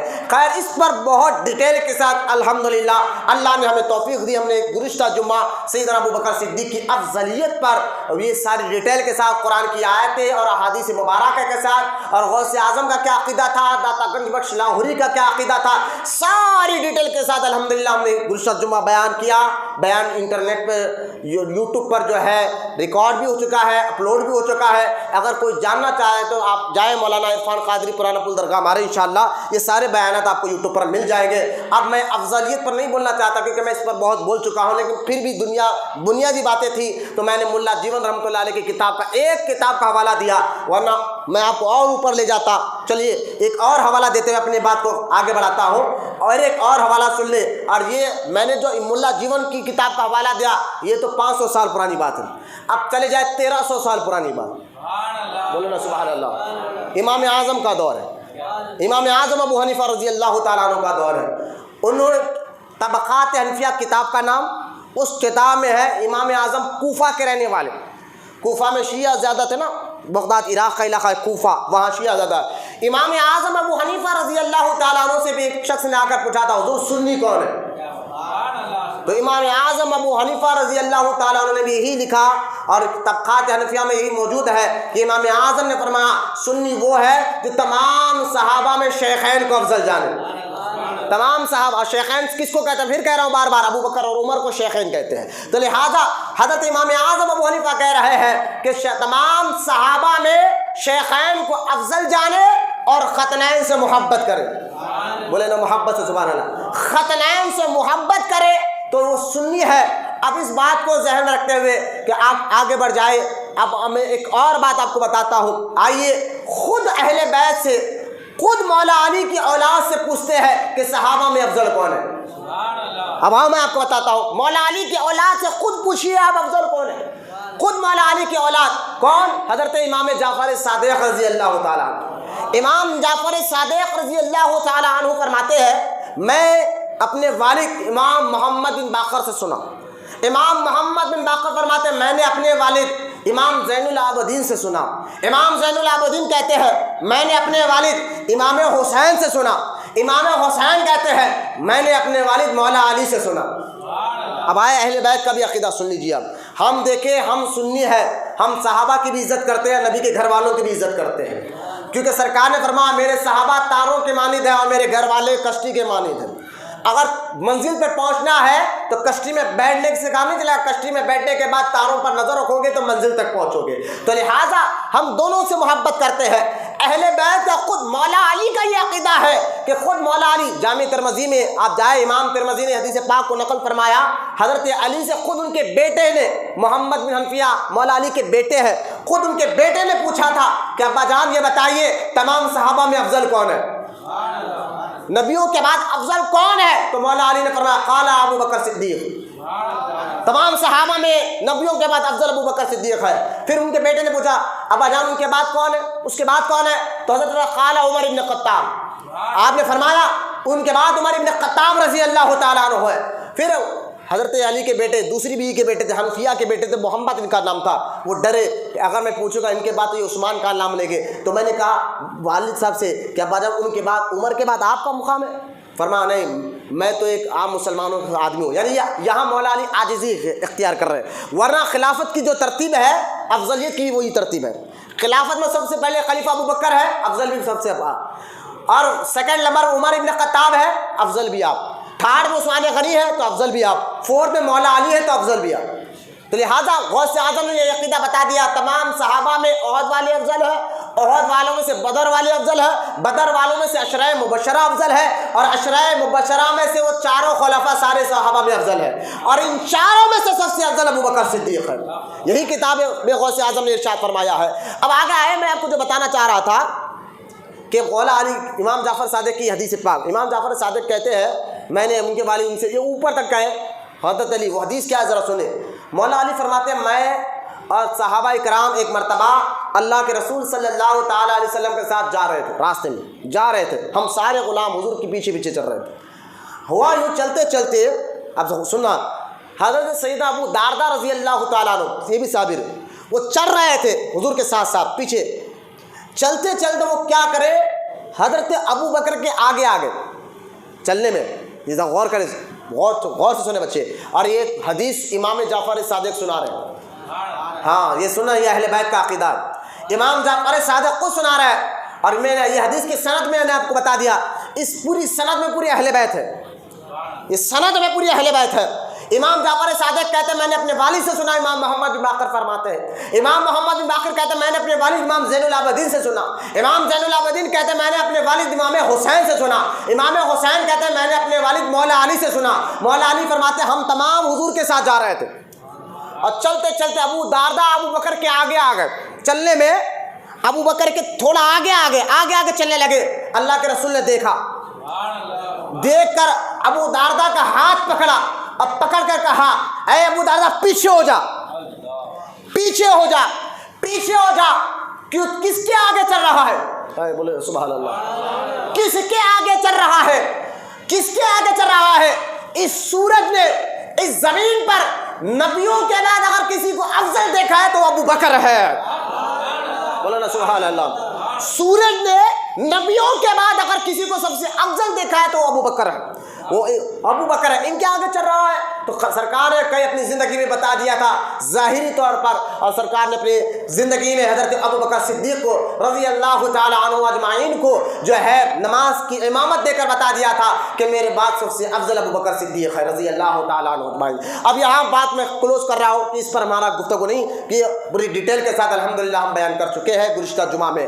اب آئے حضرت ابو بکر، کیونکہ وقت بہت قریب آ گیا ہے، تھوڑا سا توجہ کریں، اگر کوئی آ رہا ہے جا رہا ہے وہ ادھر ادھر نہ دیکھیے۔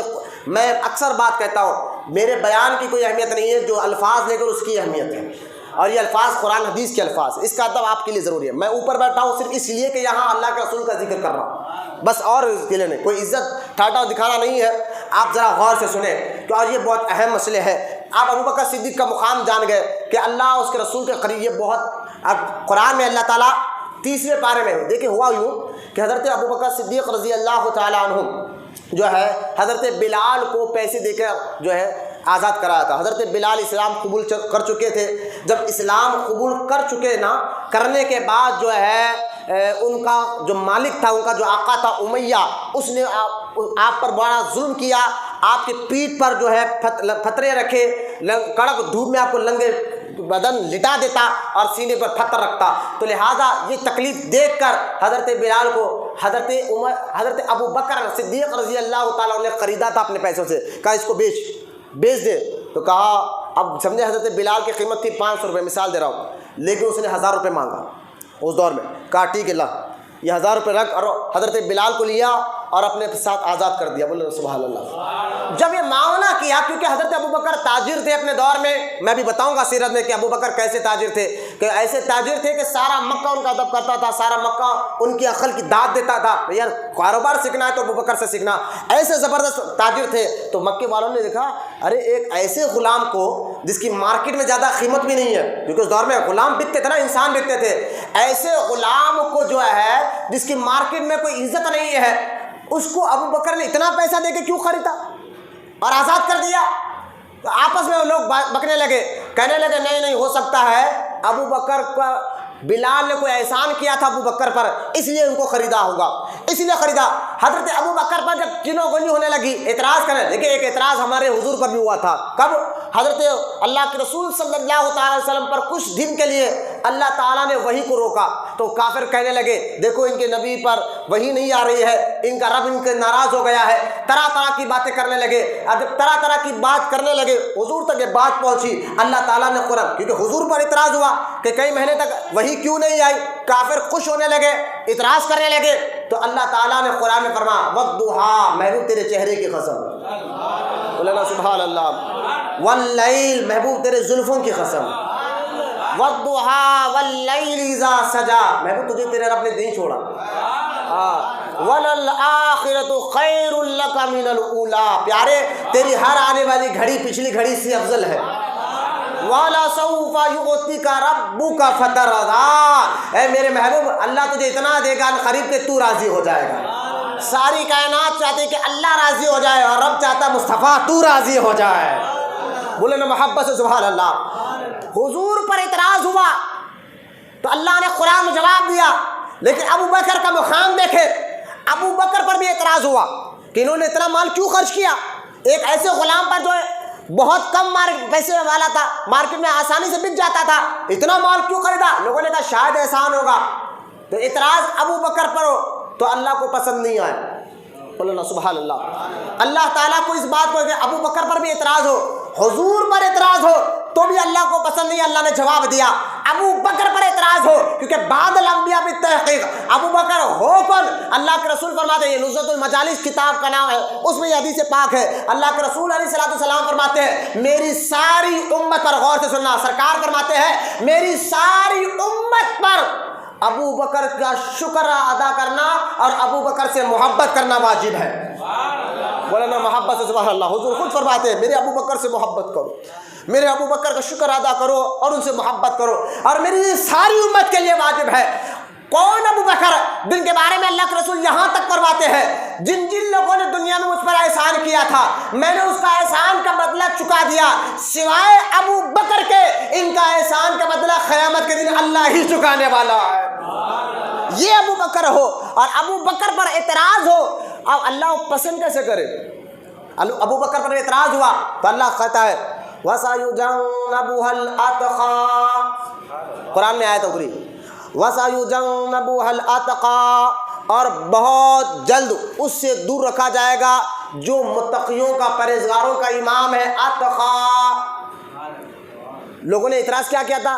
پیسے زیادہ, ایک غلام کو انہوں نے زیادہ پیسوں میں خرید کر کیوں آزاد کیا؟ شاید اس غلام نے کچھ احسان کیا تھا ہوگا, یہ اعتراض تھا نا. لیکن اللہ پہلے کیا کہہ رہا ہے کہ بہت جلد اسے دور رکھا جائے گا جو سارے متقیوں کا امام ہے. بولو نا سبحان اللہ. ایک متقی, اور متقیوں کے بارے میں قرآن میں کیا کہتا ہے؟ اللہ سے پوچھئے, نہ گورا نہ کالا نہ پیلا نہ دولت مند نہ غریب, اللہ فرماتا ہے میرے نزدیک عزت والا وہ ہے جو تقوی والا ہو. پرہیزگاری والا ہو. پرہیزگار اللہ کے یہاں عزت والا. اللہ تعالیٰ خود فرماتا ہے میں اس سے محبت کرتا ہوں جو پرہیزگار ہو, جو تقویٰ والا ہو. ارے جو پرہیزگار اور تقویٰ والا ہو اللہ اس کو عزت سے نوازے, لیکن اللہ خود کہے کہ ابو بکر تقویٰ والا ہے. نہیں سمجھے آپ تقویٰ کر رہے ہیں, اللہ کا خوف آپ کے دل میں ہے, آپ نماز پڑھ رہے, جھوٹ نہیں بول رہے, یہ تقویٰ ہے. آپ گالی نہیں دے رہے, یہ تقویٰ ہے. آپ حرام روٹی نہیں کما رہے, حلال کما رہے, یہ آپ کا تقویٰ ہے. تو آپ کر کس لیے؟ بولے اللہ کے لیے, اللہ کی رضا کے لیے. تو آپ کا تقویٰ اللہ جانے, آپ جانے, لیکن آپ تقویٰ کر رہے ہیں. لیکن سنیں ابو بکر کا تقویٰ ایسا ہے کہ خود اللہ کہے کہ یہ تقویٰ والا امام ہے. بولو نہ سن, اللہ خود کہے. بولو ابھی نہیں سمجھ رہے, یہ چاشنی کو آپ سمجھے. اللہ خود کہے ابو بکر اتقیٰ ہے. اللہ خود کہے, میں پھر کہہ رہا ہوں جملے میں کتنی لذت ہے اگر آپ اس کو غور سے سنیں. اللہ خود کہے ابو بکر تو اتقیٰ ہے. ابو بکر تو امام ہے, تقویٰ والوں کا امام ہے, پرہیزگاروں کا امام ہے. اتقیٰ کہہ کر اللہ نے ابو بکر کو کہا. تو سوچو کہ ابو بکر کا کتنا مقام ہوگا انبیاء کے بعد اللہ کی نظر میں. تو اب دیکھیں ابو بکر پہ اعتراض ہوا, تو پہلے اللہ نے کہا یہ تقویٰ اتقیٰ ہے. پھر اللہ فرماتا ہے الذی یؤتی مالہ یتزکیٰ. کیا کہا تھا کافروں نے, اتنا مال دے کے کیوں خریدا؟ شاید بلال کا کچھ احسان ہوگا.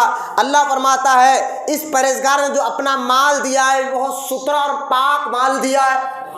بولو نا سبحان اللہ. اللہ فرماتا ہے الذی یؤتی مالہ یتزکیٰ. اس نے جو مال خرچ کیا ہے بڑا پرہیزگار والا مال خرچ کیا ہے. کس لیے خرچ کیا ہے؟ اللہ آگے فرماتا ہے تم کہہ رہے ہو کہ ابو بکر کا احسان, بلال نے کچھ احسان کیا ابو بکر اس لیے خرچ کیا؟ نا نا نا. اللہ فرماتا ہے وَمَا لِأَحَدٍ عِنْدَهُ مِن نِعْمَةٍ تُجْزَىٰ. اس پر کسی کا احسان نہیں, یہ صرف اللہ کی رضا کے لیے مال خرچ کرتا ہے. مولانا سبحان اللہ. اتقیٰ کہہ کر ابو بکر کو تقویٰ کا امام بتا دیا. مجھے بتائیے ایک ولی, اللہ کا نیک بندہ اللہ کے قریب کب ہوتا ہے؟ کب ہوتا ہے؟ آپ بتائیں اپنی عقل سے. ایک نیک بندہ اللہ کا محبوب کب بنتا ہے؟ آپ کہیں گے مولانا وہ نیک ہو, پرہیزگار ہو, تقویٰ والا ہو, تبھی تو وہ اللہ کا نیک بنتا ہے, تبھی تو وہ غوث بنتا ہے, تبھی تو قطب بنتا ہے, تبھی تو ابدال بنتا ہے. نیک پرہیزگار کو تو اللہ اپنا قطب یا غوث یا ابدال بناتا ہے. میں کہتا ہوں اب ان کو کیا کہو گے جن کی تقویٰ پرہیزگاری کی خود اللہ گواہی دیتے ہوئے کہتا ہے ابو بکر اتقیٰ ہے. یہ کتنے تصوف کی بات ہے کہ یہ کہنا کہ ابو بکر کو ولایت میں افضل نہیں تھا, مولا علی ولایت میں افضل تھے. میں نے کہا یہ کیا تم بات نکال کر لوگوں کو سکھا رہے ہو؟ ابو بکر کی ولایت کا تو خود اللہ گواہی دے رہا ہے. یہ تو امام ہے اور یہ اتقیٰ ہے. اور تمام صحابہ میں سب سے بڑے صحابی ابو بکر صدیق رضی اللہ تعالیٰ عنہ کی ذات مبارکہ ہے. یہ آیت سننے کے بعد اتقیٰ. اب سنیں قرآن اللہ کی نظر میں ابو بکر کا کیا مقام ہے. میں نے بتا دیا ہے, میں تو ایک آیت بتا رہا ہوں. انشاءاللہ اگر اللہ زندگی دیا تو آپ اتوار کے دن یہاں پر آئے صبح 9 بجے. ہم یوم ابو بکر صدیق منا رہے ہیں الحمدللہ اسی مسجد میں. صبح 9 بجے سے ظہر کی نماز تک ہی چلے گا. آئے تب آپ کو ایک نہیں کئی آیتیں بتاؤں گا جس میں اللہ آپ کہیں گے واہ میرے ابو بکر کا مقام کیا ہے, کہ اللہ کئی جگہ پر ابو بکر کی شان کو بیان فرما رہا ہے. میں نے ایک آیت بتائی ہے, کئی آیتیں قرآن پاک میں جس میں اللہ تعالیٰ خود ابو بکر کے بارے میں ان کی شان. تو اللہ کی نظر میں ابو بکر کا مقام کیسا ہے اور حضور کی نظر میں اب میں کیا کہوں, حضور کی نظر میں کیا مقام ہے میں بتاؤں آپ کو. سنیں حضرت عبداللہ بن عباس کہتے ہیں کہ حضرت ابو بکر دنیا سے تشریف لے گئے, ان کا جنازہ سامنے رکھا تھا, سب بیٹھے تھے جنازے کے سامنے. حضرت عبداللہ بن عباس کہتے ہیں ایک شخص میرے پاس آیا پیچھے سے, آپ نے کونی میری پیٹھ پر رکھے, بیٹھ گئے اور بیٹھ کر کہنے لگے اے ابو بکر اللہ تجھ پر رحمت نازل فرمائے. عبداللہ بن عباس کہتے ہیں میری نظر سامنے تھی, پیچھے کون ہے مجھے پتا نہیں, لیکن کونی انہوں نے میرے گردن پر رکھ کر بیٹھے اور کہنے لگے اے ابو بکر اللہ تجھ پر رحمت نازل فرمائے, اے ابو بکر اللہ تجھے اپنے رحمت میں داخل فرمائے. کیوں؟ کیونکہ پیچھے والے کہنے لگے اے ابو بکر میں نے بار بار سنا. کیا سنا بھائی؟ بار بار سنا اپنے کانوں سے. سنا کیا؟ تو کہتے پیچھے والے عبداللہ بن عباس کہتے ہیں پیچھے والے بڑے رکت سے دعائیں کر رہے تھے اور یہ کہہ رہے تھے میں نے بار بار سنا. کیا سنا؟ کہ جب بھی حضور کی زبان سے نکلتا تھا تو حضور یہی کہتے تھے میں ابو بکر عمر فلاں جگہ گئے تھے, میں ابو بکر عمر فلاں جگہ بیٹھے تھے, میں ابو بکر عمر فلاں جگہ کھانا کھا رہے تھے, میں ابو بکر عمر فلاں جگہ گئے تھے. یہ بار بار کہہ رہے تھے سرکار, میں ایک بار نہیں بار بار سنا ہوں. سرکار جب بھی کہتے تو اب کہتے میں اور ابو بکر اور عمر. بولو بولنا سبحان اللہ، جو بار بار ابو بکر کا نام لے رہے ہو، بار بار عمر کا نام لے رہے ہو۔ عبداللہ بن عباس کہتے ہیں یہ پیچھے جو دعا بھی کر رہے ہیں، ابو بکر کی فضیلت بھی بیان کر رہے ہیں، ہے کون؟ میں پلٹ کر دیکھا تو مولا علی مرتضیٰ تھے۔ بولنا سبحان اللہ، خود علی مرتضیٰ کہہ رہے ہیں یار ابو بکر افضل ہے۔ کیا تم لے کر بیٹھے ہو شیعوں کا عقیدہ لا کر، اپنے آپ کو سادات کہتے ہو، غوث اعظم کی اولاد کہتے ہو، اور تمہارے غوث پاک کا عقیدہ تم نہیں کر رہے؟ نہیں سنے، اور اس پر کوئی معاذ اللہ یہ نہیں ہے۔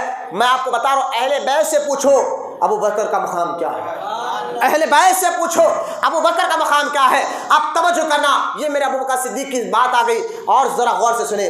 حضرت مدارج نبوہ میں شاہ عبداللہ محدث دہلوی نے، ابھی جو میں اب واقعہ سنانے جا رہا ہوں اس کو سنا ہوں، حوالہ سنیے آپ۔ ابن کثیر نے بھی لکھا، تو کیا واقعہ کہ حضرت ابو بکر صدیق رضی اللہ تعالیٰ عنہ ایمان لانے سے پہلے، ابھی اسلام، آپ بڑے تاجر تھے، آپ کی زندگی بارے میں سن لیجیے آپ، اسلام قبول کرنے سے پہلے بھی کبھی آپ نے کسی بت کے آگے سجدہ نہیں کیا؟ بولے محبت سبحان اللہ، کسی بت کے آگے سجدہ نہیں کیا۔ چھوٹے رہنے آپ کے والد ان کو لے کر گئے تھے، کیونکہ حضور نے اعلان نبوت کیا 40 سال کی عمر کے بعد، یعنی ہے پہلے نبی لیکن 40 سال کی عمر کے بعد اعلان نبوت کیا۔ اور یاد رکھیں حضور کی عمر سے 2 سال چھوٹے تھے ابو بکر، عمر کے حساب سے 2 سال ابو بکر چھوٹے تھے حضور سے، تو لہٰذا یہ اور بات ہے، حضور کی زندگی میں ابو بکر کا اور حضور کا خاص یارانہ بھی تھا، اعلان نبوت سے پہلے دوستانہ بھی خاص تھا، کاروبار میں بھی ساتھ ساتھ جایا کرتے تھے، تجارت کے لیے بھی، تو لہٰذا پہلے سے تو ابو بکر کی پہچان تھی، لیکن ابو بکر کی پہلے سے صفت دیکھے، پہلے سے خوبی دیکھے کہ کیا تھی، کہ جس کو اللہ اپنے امن و امان میں رکھتا ہے نا، تو بچپن سے ان کی مزاج ہی الگ رکھتا ہے، ان کی عادت ہی الگ رکھتا ہے۔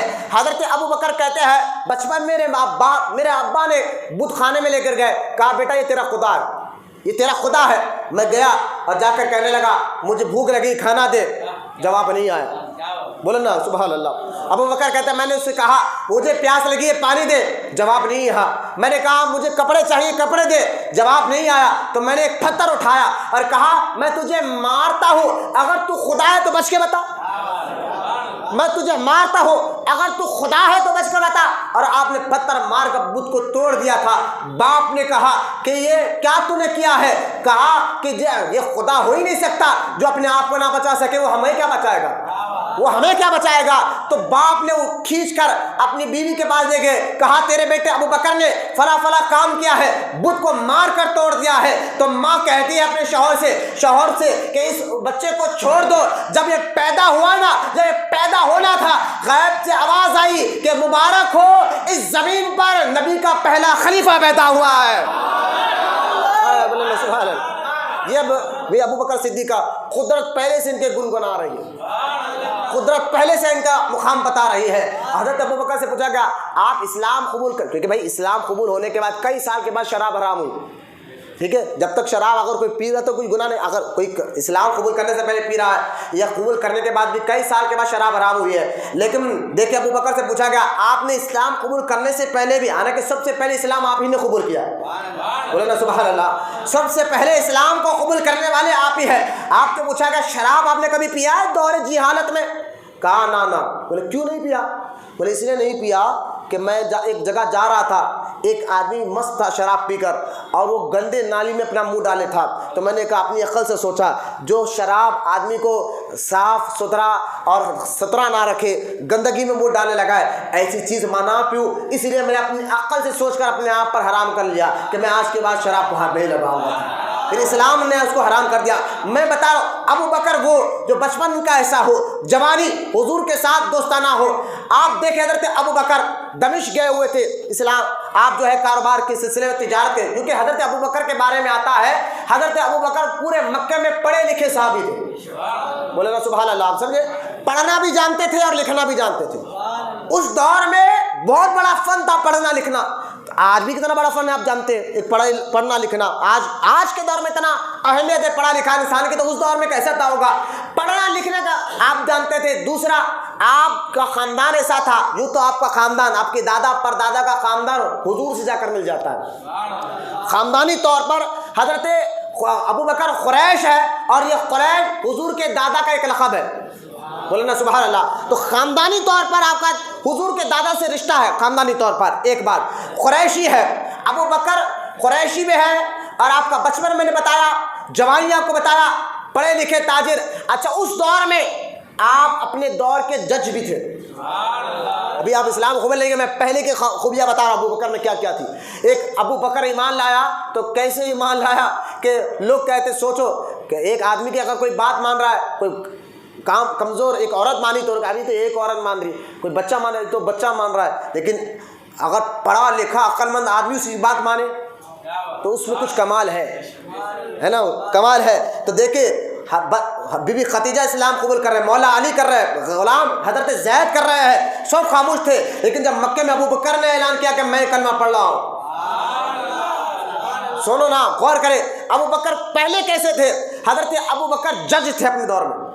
آپ کے پاس لوگ مکے میں، جبکہ اتنا جہالت کا دور آپ نے سنے، مکے میں جہالت کیسی تھی، اعلان نبوت، حضور کے اعلان نبوت سے پہلے اگر کسی شوہر کا انتقال ہو جاتا، عورت کے شوہر کا، تو اس کو 1 سال تک ایک چھوٹے سے کمرے میں عورت کو بند کر دیتے۔ جہالت ان کیسی تھی، دیت کے نام پر، بولے عدت کے نام پر 1 سال تک نہ کھانے کو تھے، ایک ہی لباس میں رہنا، کچھ کھایا تو کھایا نہیں، باہر نکلنا نہیں۔ اب بڑی مشکل سے کوئی عورت زندہ بچتی تھی سال بھر میں، بڑی مشکل سے، اگر زندہ بچ کے باہر بھی نکل گئی تو اسی کا بیٹا اس کو بیچ دیتا۔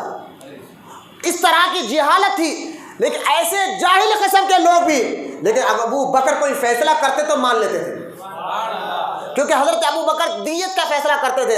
اگر کوئی ایک دوسرے کو مان لے، قتل غارت گری کرے تو سارا مکہ ہرا لڑنے تڑنے پہ تن جاتا، لیکن اگر ابو بکر کسی کا فیصلہ کر دے تو سارا مکہ اس فیصلے کو مان لیتا تھا۔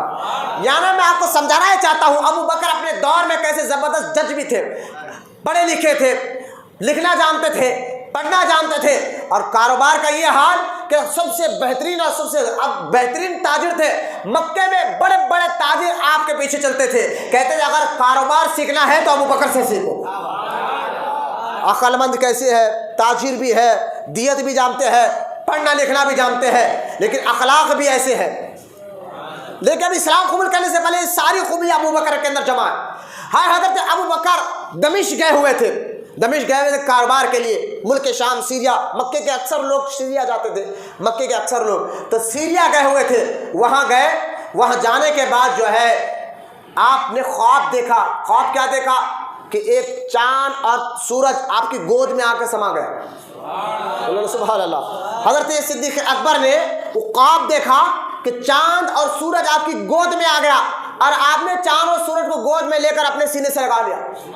اب یہ خواب دیکھنا تھا، آپ اٹھے اور اس کے دور سے کہا یا کوئی کاہن ہے عیسائی، کیونکہ عیسائی مذہب تھا نا بھائی، عیسائی مذہب میں توحید کے ماننے والے تھے، مسلمان تھے ابھی، کیونکہ حضور نے اعلان نبوت نہیں کیا تھا نا ابھی، تو لہٰذا عیسائی مذہب میں کوئی کاہن ہے؟ کہا گیا ہاں ایک بوڑھا ہے اور اس کی عمر 390 سال ہے۔ بولو نا سبحان اللہ۔ کتنے سال کا ہے؟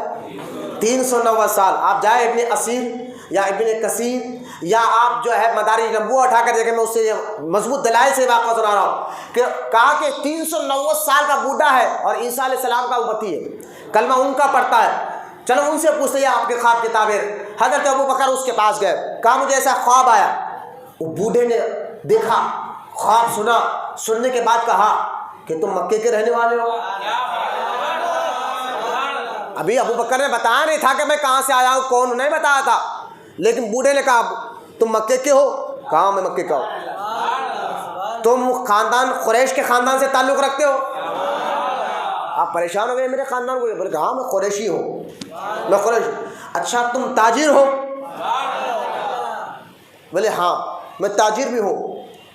تو کہا اچھا ایک آخری بات۔ بولے کیا؟ اب بوڑھا کرا ایک مکے کے بھی ہو، یہ بھی سمجھ میں آ گیا، قریشی ہو یہ بھی سمجھ میں آ گیا، تاجر ہو یہ بھی سمجھ میں آ گیا، اب آخری نشانی تمہارے اندر دیکھنا۔ کہتے ابو بکر کیا دیکھنا چاہتے ہو؟ کیا تمہاری بمبی کے نیچے تل ہے؟ ارے یار سبحان اللہ بولیے، بمبی کے نیچے تل ہے؟ اب میں اس کو دیکھنا چاہتا ہوں۔ ابو بکر صدیق کہتے ہیں آپ بڑے حیا والے تھے نا، آپ نے کہا کہ میں آپ کو بتا نہیں سکتا، پہلے بتا یہ ساری ڈیٹیل تجھے معلوم کیسے ہوئی؟ کہا اب سنیں آپ کیسے میرے ابو بکر ہے۔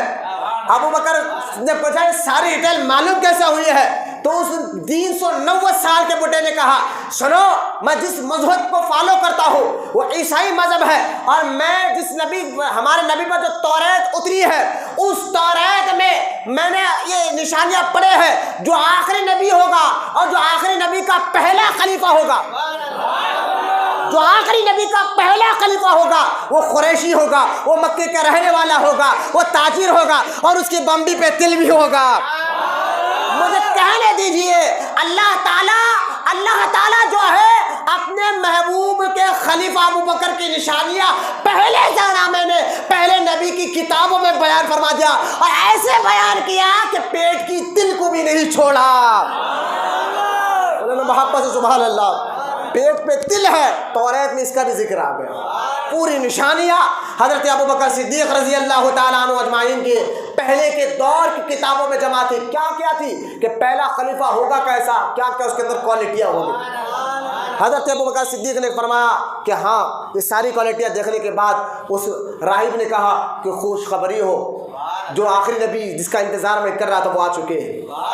ابوبکر تو پہلا خلیفہ ان کا بنے گا، تو پہلا خلیفہ ان کا بنے گا، اسی وقت مکہ چلے جا۔ حضرت ابوبکر کہتے ہیں میں ملک شام سے مکہ واپس آیا، اچھا مکہ تھکان ختم ہونے کے بعد اپنے دوستوں سے ملا اور مل کر کہا کوئی نئی بات۔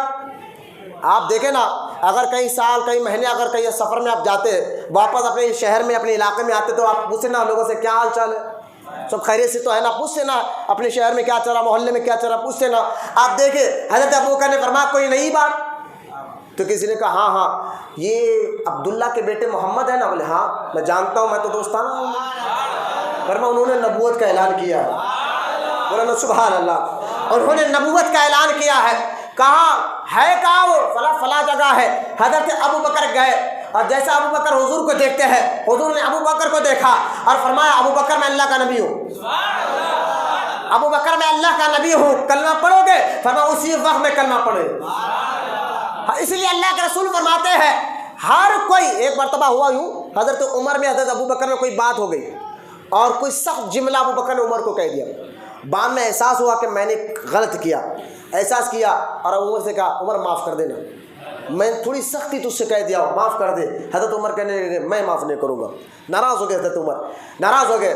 ابوبکر نے معافی مانگی 2 سے 3 بار، پھر حضور کے پاس گئے ابوبکر اور حضور سے جا کر کہا یا رسول اللہ میرے اور عمر میں تھوڑی بات ہو گئی تھی اور میں نے کوئی سخت بات عمر سے کہہ دیا تھا، مجھے احساس ہے میں نے وہ غلطی کی، میں نے عمر سے معافی مانگی لیکن وہ معاف نہیں کر رہے، یہ بات کر رہے تھے، اتنے میں جو ہے عمر آ گئے، حضرت عمر آ گئے، آ کر دیکھا اللہ کے رسول کا چہرہ بالکل جلال میں چہرہ ہے۔ فرمایا عمر اس آدمی سے تو ناراض کیسے ہو سکتا ہے، تو جانتا نہیں ابوبکر کون ہے؟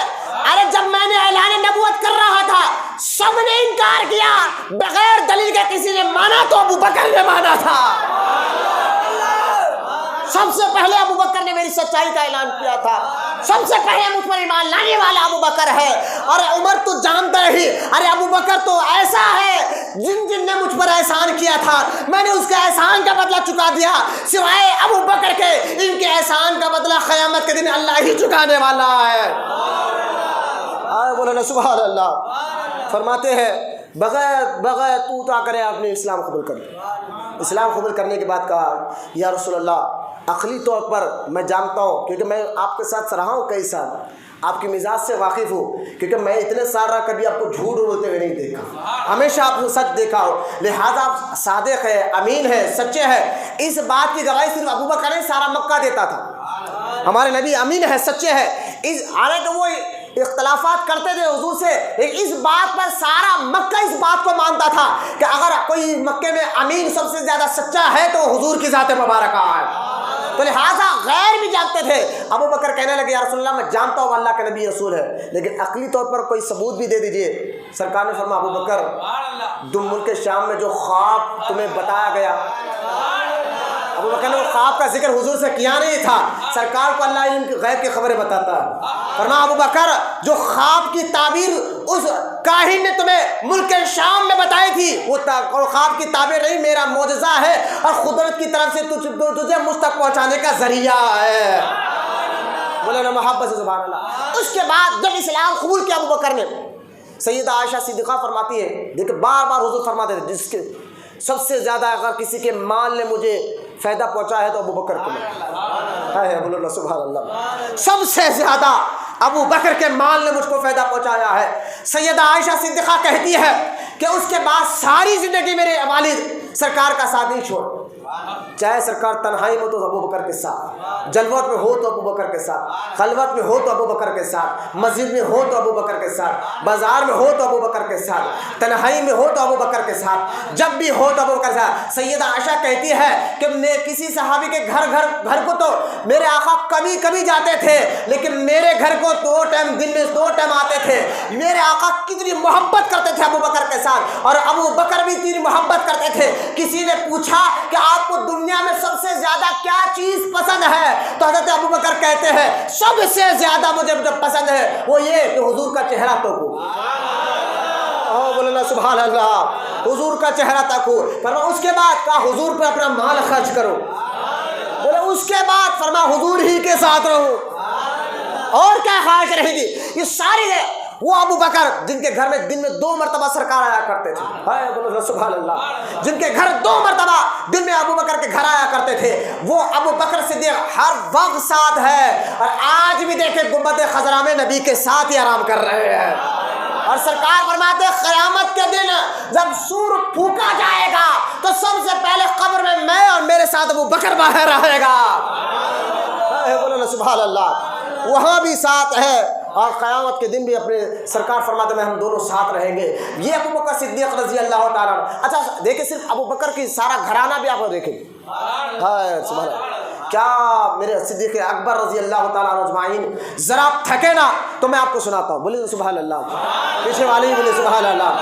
چہروں پر اپنی حشاشی لائیے، چہرے بتائے کہ مولانا ہم سن رہے ہیں اور سمجھ رہے ہیں، ورنہ دیکھیں ہوٹلوں میں اور فونوں میں ٹائم گزار رہے ہو۔ میں بار بار تانا نہیں دیتا ہوں، یہ اپنے اور آپ کی اصلاح کے لیے یہ بات بولتا ہوں، کسی کو تانا دینا مقصد نہیں ہے۔ یہ اپنے آپ کو اگر تانا دو نا نفس کو، تو نفس کہتا ہے یار ہاں تو گناہ میں بڑا اچھا بیٹھتا ہے، نیکی میں نہیں بیٹھتا، لہٰذا ہم ساتھ دیں گے تو نیکی میں بھی بیٹھ، دل لگے گا تیرا۔ اپنے آپ کو تانا دے، یار گھنٹوں ہوٹل میں بیٹھتا ہے وہاں سستی نہیں آتی، آج مسجد میں بیٹھا ہوں سستی کیوں آ رہی ہے، اپنے آپ میں سوال کرو، شیطان بھی بھاگ جائے گا، نفس بھی کمزور ہو جائے گا۔ یہ نفس کو توڑنے کی ایک بات میں آپ کو بتا رہا ہوں۔ اور سننا حضرت ابوبکر صدیق کے ذکر سے تو اللہ بھی راضی ہے، رسول بھی راضی ہے، اور اللہ کے رسول خود فرماتے ہیں میری امت پر واجب ہے ابوبکر سے محبت کرنا، بولے سبحان اللہ۔ حضرت صدیق اکبر کا سارا گھرانہ عاشق رسول، اسلام قبول کیا، قبول کرنے کے بعد سارا ہر وقت سرکار کے ساتھ رہا۔ اچھا دیکھیں سرکار سے عشق کیسا تھا ابوبکر کا، محبت کیسی تھی۔ سرکار سے ایک بار آ کر کہنے لگے کہ یا رسول اللہ صلی اللہ تعالی وسلم، آقا 38 مسلمان آ چکے ہیں اور سب سے پہلے ابوبکر اسلام لائے۔ دیکھیں مردوں میں ابوبکر ہے، غلاموں میں حضرت زید ہے، عورتوں میں بی بی خدیجہ ہے، بچوں میں مولا علی ہے۔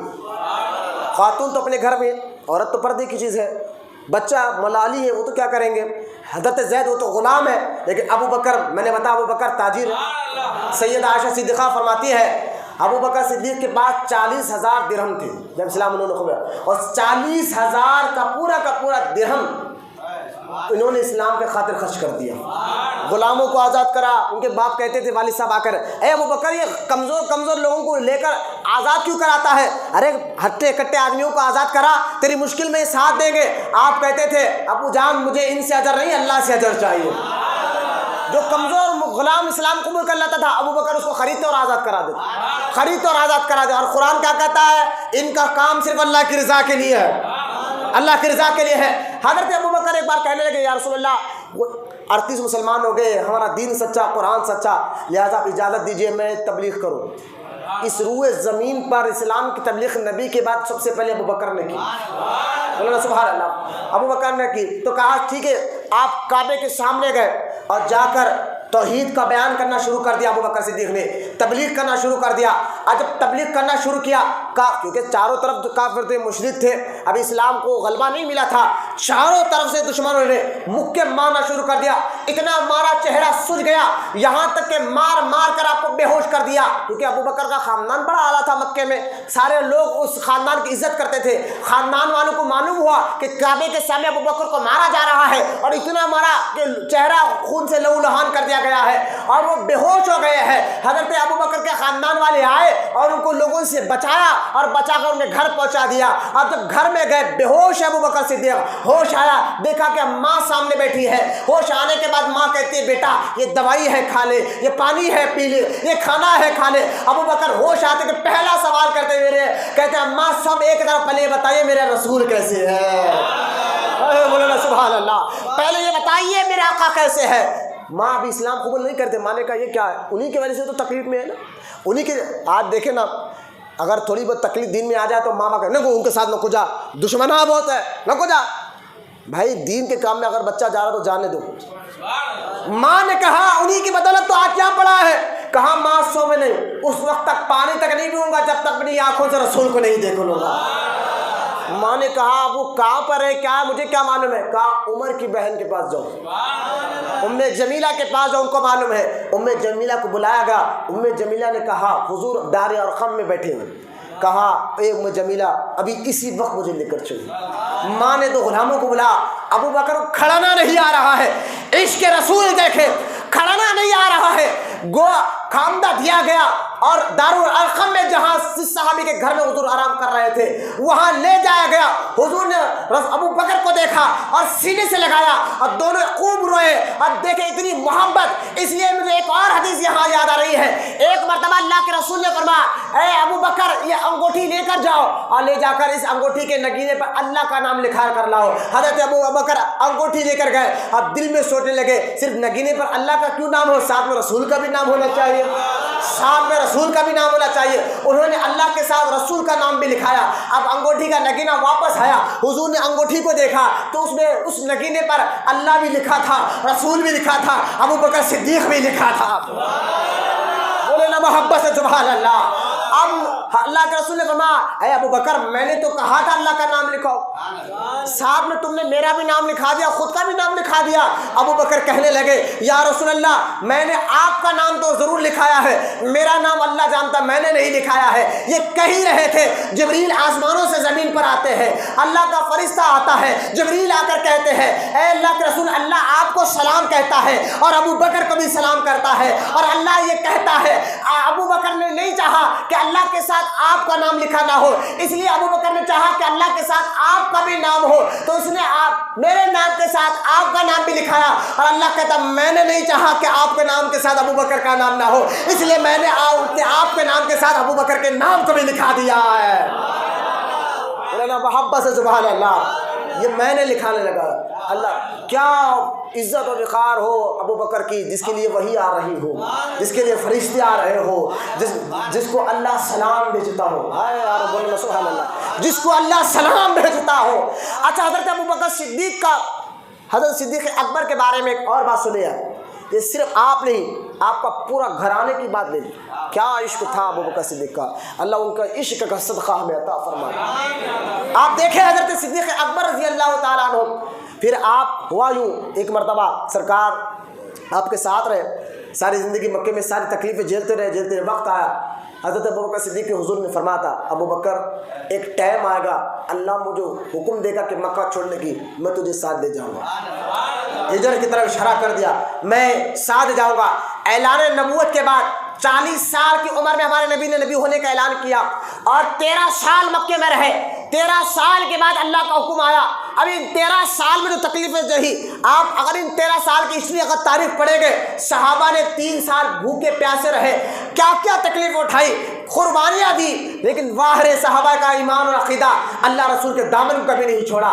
خیر حضرت ابو بکر صدیق رضی اللہ تعالیٰ عنہ کو جب سرکار نے کہا تھا نا، اس وقت سے صدیق اکبر انتظار میں تھے کہ کب سرکار آئیں گے، راتوں میں سوتے بھی نہیں تھے، بولو نا سبحان اللہ، انتظار کرتے تھے حضور کب کس وقت انتظار کر رہے۔ اب دیکھیں وقت آ گیا ہجرت کرنے کا، یہاں آخری بات سنا کر بات ختم کرو، سننا یا ابو بکر کا سارا گھرانہ کیسی خدمت کرتا ہے، صرف ابو بکر نہیں گھرانے کی بھی بات دیکھیے آپ دیکھیں حضرت ابو بکر صدیق رضی اللہ تعالیٰ انتظار میں ہے اللہ کا حکم، کیونکہ کافر و مشرکین کہے دارالندوا میں، دارالندوا ابو جہل کے گھر کا نام تھا، ندوہ، وہاں بیٹھ کر ابو جہل میٹنگ کر رہا ہے کہ بھائی ابو طالب تو چلے گئے، حضور کا کام نہیں رک رہا ہے، لہٰذا اب ان کے ساتھ کیا کیا جائے، مشورہ کرنے کے لیے میٹنگ بلائی دارالندوا میں، اور بیٹھ کر میٹنگ ہو رہی، دارالندوا میں بیٹھ کر میٹنگ ہو رہی ہے، اور اس میٹنگ میں بات ہو رہی ہے کہ اب کیا کیا جائے، کیسا کرنا چاہے۔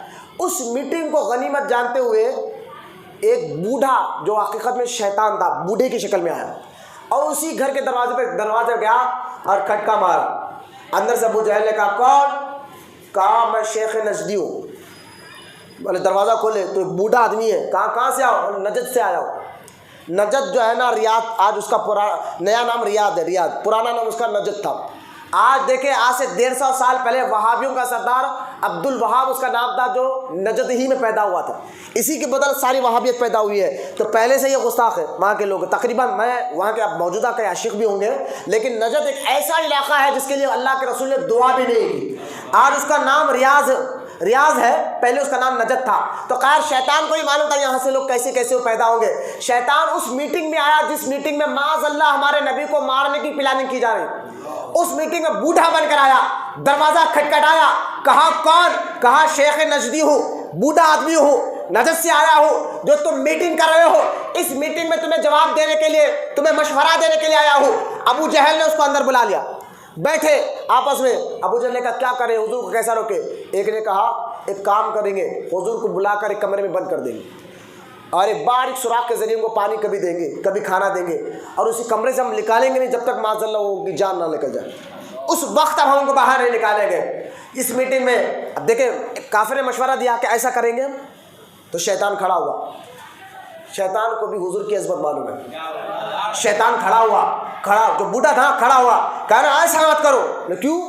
بولے اگر تم ایک کمرے میں ان کو بند کر دو گے اور ایک باریک سوراخ رکھ دو گے اور بغیر ان کو غلام کو معلوم نہیں ہوگا، تم یہ سمجھتے ہو کہ معلوم نہیں ہوگا نا، تو شیطان کہے گا ایسا نہیں ہو سکتا۔ کیوں؟ ان کی پسینے کی خوشبو بتا دے گی کہ نبی کہاں ہے۔ بولو سبحان اللہ۔ شیطان کہے گا پسینے کی خوشبو بتا دے گی وہ کہاں پر۔ اس لیے اعلیٰ حضرت کہتے ہیں ان کی مہک نے دل کے خونچے کھلا دیے ہیں، ان کی مہک نے دل کے خونچے کھلا دیے ہیں، ارے جس راہ چل دیے ہیں کوچے بسا دیے ہیں۔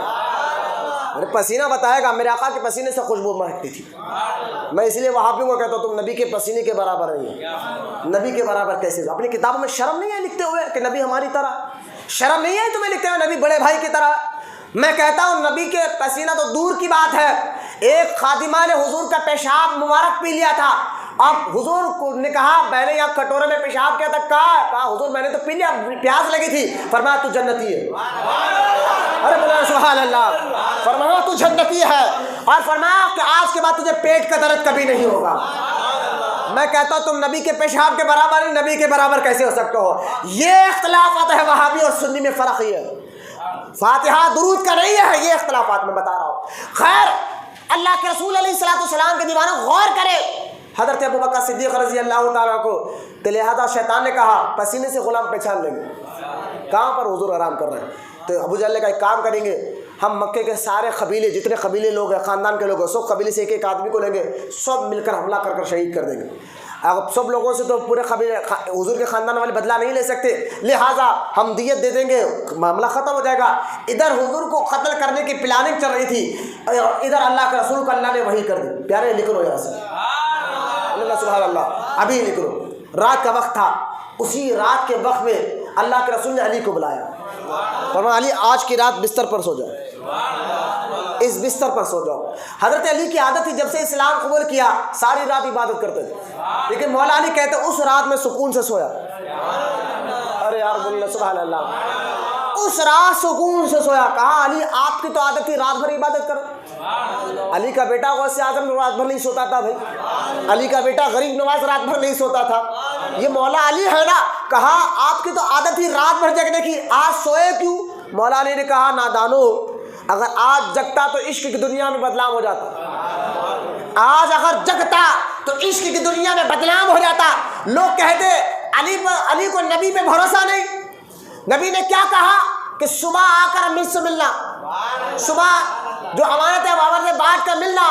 تو میں سمجھ گیا بھائی باہر دشمن کھڑے ہیں تلواریں لیے, اب گھس کے ماریں گے, کب گھس کے ماریں گے پتہ نہیں. اب مجھے بتایا آپ کو پتا ہے کہ باہر دروازے کے باہر دشمن کھڑے ہیں تلوار لے کر, آپ ابھی ماریں نیند آئیں گے, ابھی قتل کر دے گا, آپ کو پکا یقین ہے کہ اندر گھسنے والے ہیں. مولا علی کہتے ہیں بس میں اس لیے سویا کہ عشق کی دنیا بدنام نہیں ہو جائے. لوگ کہتے کہ علی کو رات بھر اپنی موت کا خوف تھا اس لیے سوئے نہیں, عبادت کا سو اس لیے گیا ہے. مجھے معلوم ہے موت تو ہے, آنا ہے, لیکن مجھے معلوم یہ ہو گیا حضور نے فرمایا علی مجھ سے آ کر ملنا ہے. تو میں سمجھ گیا جب تک علی نبی سے نہیں ملے گا موت آ ہی نہیں سکتی. مولانا سبحان اللہ. ایسا یقین اللہ رسول پر پیدا کرو, ایسا توکل اللہ رسول پر پیدا کرو, پھر دیکھو نماز میں بھی دل لگے گا, عبادت میں بھی دل لگے گا. حضرت مولا علی رضی اللہ تعالیٰ عنہ فرماتے سو گیا, صبح اٹھی, کیونکہ حضرت علی کو سلایا اس لیے کہ عرب کا یہ دستور تھا کہ امانت, اگر وہ امانت جس کے پاس رکھاتے تھے, اگر وہ آدمی نہیں رہا تو ان کے خاندان والا دیتے, خاندان والا امانت واپس کرے. تو علی تو خاندان والے تھے نا, اس لیے ان کو لٹا.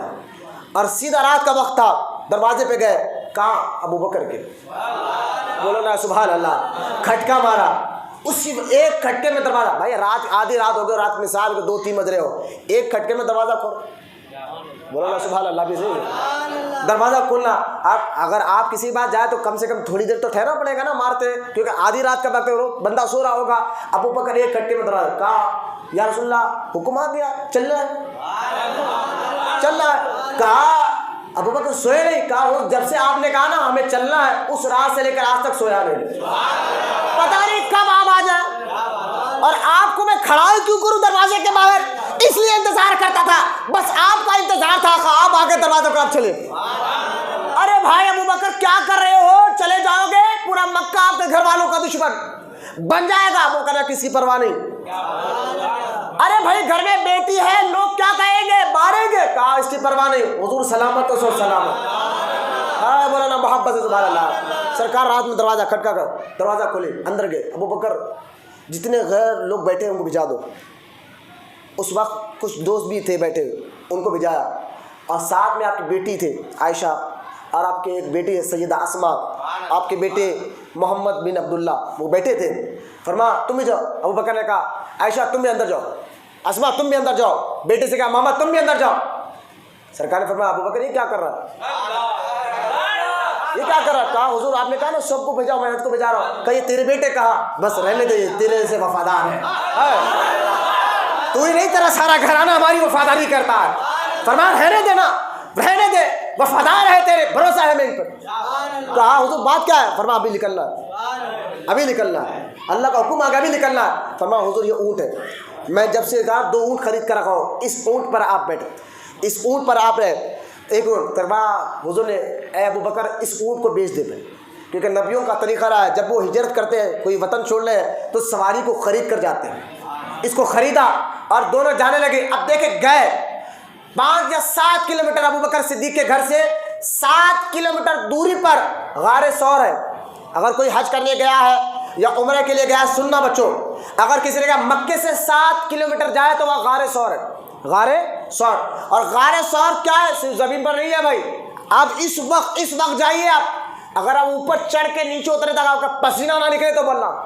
میں بوڑھوں کی بات نہیں کر رہا ہوں, بوڑھے تو چڑھ ہی نہیں سکتے, نوجوان بچوں کی بات کر رہا ہوں. اتنے یعنی زمین سے 5000 فیٹ کی اونچائی پر غار ہے. کتنے ہزار, اور پہاڑ بھی بولتے ہیں. اس وقت میں جب گیا تھا الحمدللہ 2016 میں عمرے کے لیے, تو میں وہاں گیا, جب غار ثور کو دیکھنے کا اوپر تک گیا, بولے واللہ اکبر, دھوپ کا وقت تھا اور چمک رہے تھے پتھر. آج اس دور 1400 سال کے اس پتھرے, اتنے نوکیلے پتھرے تھے.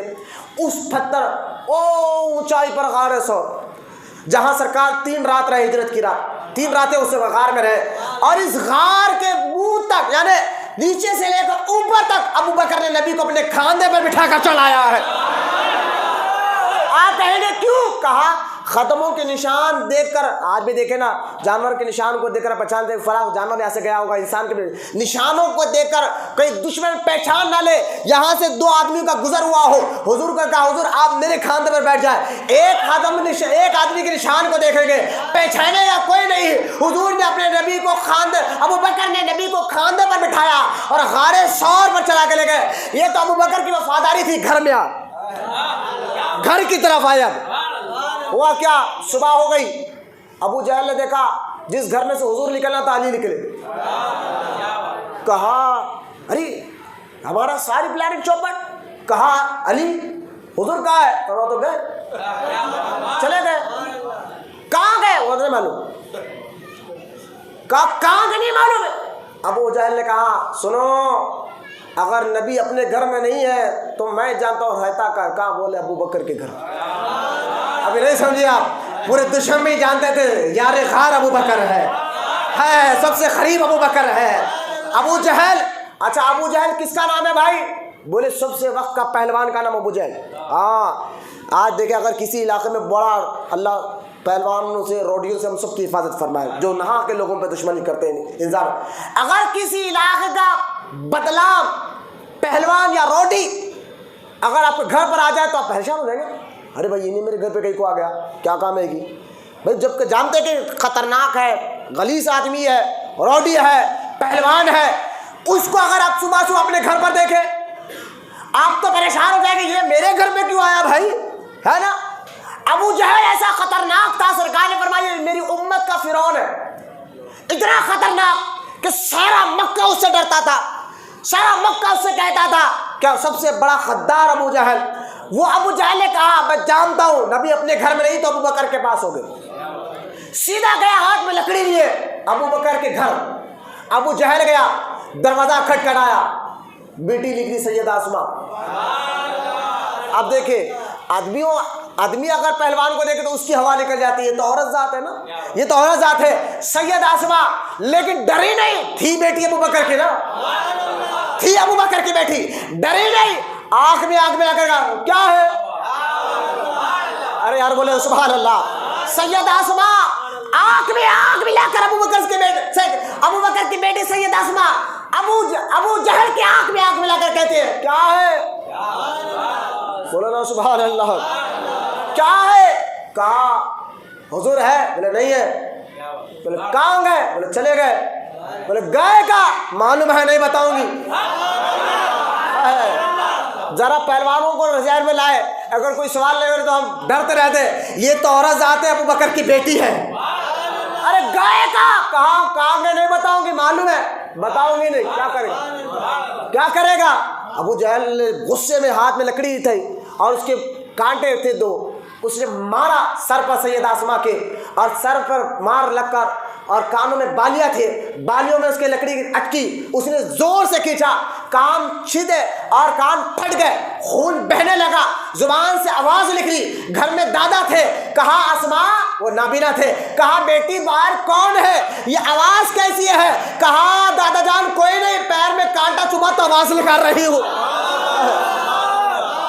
کیا وفاداری ہے. اچھا یہ تو بیٹی ہے نا, بیٹے کیا کر رہے جاتے ابو بکر کے, وہ رات بھر دن بھر کفار کیا کرے سب میٹنگ سنتے, رات میں جا کر اس غار پہ چڑھتے اور اپنے ابا کو کیفیت دیتے کہ کیا میٹنگ ہو رہی ہے مکے میں. اچھا یہ تو بیٹے بیٹی کی بات ہو گئی. غلام ابو بکر کا غلام آ جائے, عامر بن فہمیرہ, وہ غلام, اچھا غلام ہے نا نوکر, تکے پہ بکتے, آج بھی نہیں بکتے غلام. ارے بھائی اب دیکھیں غلام کو کیا تھا, غلام سے کہا جاتا کہ تو جو ہے رات کے ٹائم یعنی دن بھر بکریاں چرانے غار کی طرف آنا بہانے, اور آئیڈیا سے آ کر ہمیں خبر دینا, اور رات بھر جو وہاں پر پھرتے رہنا, غار کے آس پاس ہی رہنا, یعنی پہاڑ کے آس پاس ہی رہنا, اور کیا کیا میٹنگ ہو رہی ہے یہ بھی دیکھتے رہنا, اور ایک ایک بکرے کو ذبح کرنا. ابو بکر نے کہا ایک بکری ذبح کرنا, گوشت تیار کرنا, اور میری بیٹی کے ہاتھ میں بھیجا دینا, یہ غلام کا کام. ارے آپ دیکھیں مکے میں بار بار اعلان ہو رہا ہے, کوئی ابو بکر کا پتہ بتا دے, نبی کا اگر کوئی پتہ بتا دے تو اس کو 100 سرخ اونٹ ملے گے انعام میں. اور اس کو جو ہے مکے کی سب سے خوبصورت لڑکی سے نکاح کرایا جائے گا۔ غلام سب سن رہا ہے لیکن نگاہ اٹھا کر بھی نہیں دیکھ رہا ہے۔ ٹکے میں غلام بکتے ہیں یار، اگر کوئی کہنا کروڑوں روپے دے دے ہمیں پتہ بتا دو تو لوگ بک جاتے ہیں۔ ابو بکر کا غلام بھی ایسا وفادار تھا، ارے سن رہا ہے جو ابو بکر کا اور نبی کا پتہ بتائے گا، کیونکہ اس کو 100 سرخ اونٹ ملے گے، اس کو مکے کی سب سے خوبصورت لڑکی سے نکاح کرایا جائے گا۔ میں نے کہا واہ، ابو بکر کا غلام نظر اٹھا کر بھی نہیں دیکھتا ہے۔ ہاں اچھا، بیٹی سیدہ اسماء کیا کر رہی ہے؟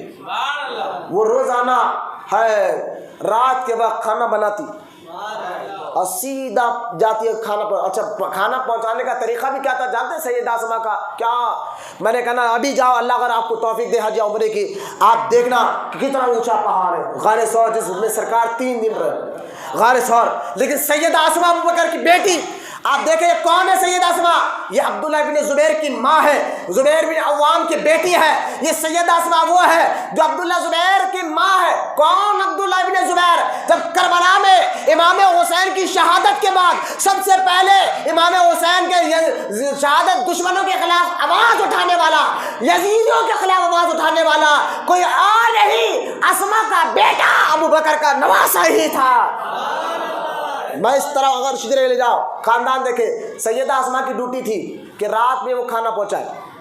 اور کہاں پہنچائے بھائی، کیسا پہنچائے؟ سنے، وہ اپنے گھر سے نکلتی تھی، کوئی دشمن پیچھے مخبری نہ کرے، اس لیے وہ سیدھا ڈائریکٹ پہاڑ پر نہیں جاتی تھی، گھر سے 7 کلومیٹر پر پہاڑ، لیکن پہاڑ سے تھوڑا آگے جاتی کہ تاکہ مخبری کرنے والے کوئی دشمن پیچھے پیچھے آ کر حضور کا پتہ نہ کر لے۔ ہے بولو نا سبحان اللہ۔ سیدہ اسماء پہاڑ ادھر جاتی، کبھی ادھر پھرتی، کبھی ادھر پھرتی، آگے پیچھے کرا کرتے، ڈائریکٹ دیکھتے آگے پیچھے کوئی نہیں، تب اوپر چڑھتی۔ بولو نا سبحان اللہ۔ تب اوپر چڑھتی، اور اوپر بھی کیسے؟ ایک میں دن میں 2 مرتبہ اوپر چڑھتی۔ ارے ایک مرتبہ اگر اوپر چڑھ جائے کوئی نوجوان آج کے دور میں تو اس کے پسینے نکل جائے، میں قربان جاؤں بکر صدیق کی سیدہ اسماء پر، بیٹی پر، ان کے قدموں پر قربان جاؤں۔ وہ سیدہ اسماء 2 مرتبہ اوپر چڑھتی تھی۔ اچھا، جس رات نکلنا ہے حضور کو، صبح نکلنا ہے، تو ابو بکر نے کہا تھا بیٹی تم رات میں کیا کرو، ایک میں ستو بھر دو، ستو، کیونکہ راستے میں اگر حضور کو بھوک لگے تو کیا دوں گا؟ ابو بکر کہتے بیٹی ایک میں رسی، ایک جو ہے نا برتن میں ستو بھر دو، اور ایک میں جو ہے شہد لاؤ، تاکہ میں یہاں سے ہمیں پیدل سفر جانا ہے مدینہ، جو 7 دن کا سفر ہے یا 15 دن کا ہے، لہٰذا راستے میں اگر حضور کو بھوک لگے گی کھلاؤں گا کیا؟ میرے ابو بکر کو فکر ہے سرکار کی۔ تو رات کا وقت ہے، سیدہ اسماء نے ایک برتن میں جو ہے ستو لیا، دوسرے برتن میں شہد لیا، اور سیدھی پہنچی غار ثور پر۔ ابو بکر نے دیکھا، لائیو بیٹی، عورت ذات ہے، کہا لائیو، کہاں پر جائے لائی؟ تو دیکھا تو کیا اس تھیلا جو نا، تھیلا تو جس تھیلے میں جو مشکیزہ تھا، تھیلے کے ٹائم میں ستو تو ہے، شہد تو ہے۔ کہا ابو بکر نے بیٹی اس کو باندھنے کے لیے رسا نہیں لے، اب میں اونٹ پر سواری پر باندھوں گا کیسے؟ رسا تو ہونا پڑے گا۔ تو سیدہ اسماء کہتے ہیں ہاں یہ تو بھول گئی۔ ابو بکر صدیق نے کہا یہ کیا کرا؟ یہ برتن ہے، اب اس کو باندھ کر لے جانا ہے، سفر بھی 15 دن کا ہے، گر جائے گا۔ یہ خیال نہیں کہا بیٹی ہے، عورت ذات ہے، خیال سارا حضور کا۔ بولو نا سبحان اللہ۔ یہ کیا کر دیا تم نے؟ ستو شہد تو لا، باندھنے کے لیے رسا نہیں لا۔ کہا ابا یہ تو بھول گئی۔ کہا ایک کام کرو ابا، نے کیا؟ ذرا آپ اپنا چہرہ پلٹا سکتے؟ بولے سبحان اللہ۔ کہا ابا اپنا چہرہ پلٹائیے۔ کہا ابو بکر نے چہرہ پلٹایا، کمر بند تھا، سیدہ اسماء کو اس کو پھاڑا۔ کیا گھرانہ ہے میرے ابو بکر کا، پھاڑا، اور اس پھاڑ کے 2 ٹکڑے کا ابا یہ لے لیجیے۔ یہ ہے، اس لیے سرکار فرماتے ہیں ابو بکر کا جو احسان مجھ پر ہے نا، اس کا بدلہ اللہ قیامت کے دن چکانے والا۔ سرکار وہاں سے نکلے اور مدینہ منورہ پہنچے، صدیق اکبر رضی اللہ تعالیٰ عنہ سرکار کے ساتھ رہے، لیکن 3 دن سرکار کے ساتھ رہے نا۔ یہاں مرید سنے ذرا بات، 3 دن پیر کے ساتھ رہے، نبی کے ساتھ رہے۔ اب جب مدینہ منورہ میں پہلے سے پتا تھا کہ صحابہ کو کہ حضور آنے والے ہیں، تو مدینہ کے بارڈر پہ باہر آ کر لوگ انتظار میں کھڑے ہیں۔ حضور کو کئی لوگوں نے دیکھا نہیں تھا، کھڑے ہیں انتظار میں، لیکن جب دونوں صحابی یعنی ابو بکر اور اللہ کے رسول دونوں مدینے کے قریب پہنچے، تو سب حیران ہوئے کہ دونوں میں سے نبی کون ہے، کیونکہ 3 دن میں حضور نے اپنا رنگ ابو بکر پر ایسا چلا دیا تھا کہ دونوں میں سے پتہ ہی نہیں چل رہا تھا کہ نبی کون ہے اور ابو بکر کون ہے۔ رنگ جو اس کو رنگ کہتے ہیں، یہ مرید جان سکتا ہے پیر کی صحبت میں رہنے کے بعد رنگ کیسے آتا ہے، مزاج کیسے آتی ہے، اخلاق کیسے آتا ہے۔ ابو بکر نے دیکھا کہ لوگ حیران سے دیکھ رہے ہیں کہ دونوں میں سے نبی کون ہے، تو ابو بکر نے اسی وقت چادر نکالی اور چادر حضور کے سر پر چاند دیا تاکہ لوگوں کو پتہ چلے میں غلام ہوں، یہ آقا ہے۔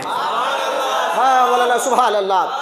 خیر سرکار ابو بکر صدیق رضی اللہ تعالیٰ کے واقعات بہت وقت ختم ہو گیا ہے کہ سرکار صدیق اکبر نے ساری زندگی سرکار کا سارا ابو بکر صدیق کا سارا گھرانہ حضور کے ساتھ وفاداری کرتے ہوئے گزارا، اور سرکار ہمیشہ جلال میں آتے تھے ابو بکر کے خلاف اگر کوئی کچھ بولتا۔ اور بھی باتیں تھی لیکن وقت اجازت نہیں دے رہا، اگر اللہ زندگی دے تو اتوار یہی اتوار کو، کل نہیں پرسوں، کل ہفتہ ہے پرسوں اتوار کی صبح 9 بجے کوشش کرے اب آنے کی، ظہر تک چلتا ہے، 11 بجے سے انشاءاللہ یہ فقیر بیان کرے گا کہ صدیق اکبر رضی اللہ تعالیٰ عنہ نے کس طرح خلافت کی اور خلافت کے بعد کس طرح معاملات ہوئے، اور اللہ تعالیٰ نے حضرت ابو بکر کے صدیق رضی اللہ تعالیٰ کے خلافت کا ذکر قرآن میں اشارتاً بیان کر دیا ہے۔ انشاءاللہ اس پر بھی بیان ہوگی۔ میں دعا کرتا ہوں اللہ تعالیٰ سے اللہ ہم تمام کی دعاؤں کو کہنے سے قبول فرمائے، اللہ ہم تمام کے ظاہر باطن کو پاک و ستھرا فرمائے، اللہ سرکار سیدنا ابو بکر صدیق رضی اللہ تعالیٰ عنہ کے صدقے میں ہم سب کی جائز دعاؤں کو قبول فرمائے۔ میں ایک اعلان سن لیجیے کہ آج عرس مبارکہ ابو بکر صدیق کا، تو میں چاہتا ہوں کہ ایک بار علم کا سورہ 3 بار قل کا سورہ پڑھ کر نیت کر لے کہ اللہ یہ ثواب توفیقاً ابو بکر صدیق کی بارگاہ میں پہنچے۔ اس نیت کے ساتھ فاتحہ آپ سب مل کر پڑھیں، اس کے بعد ہم سنت کے لیے کریں گے۔ الفاتحہ۔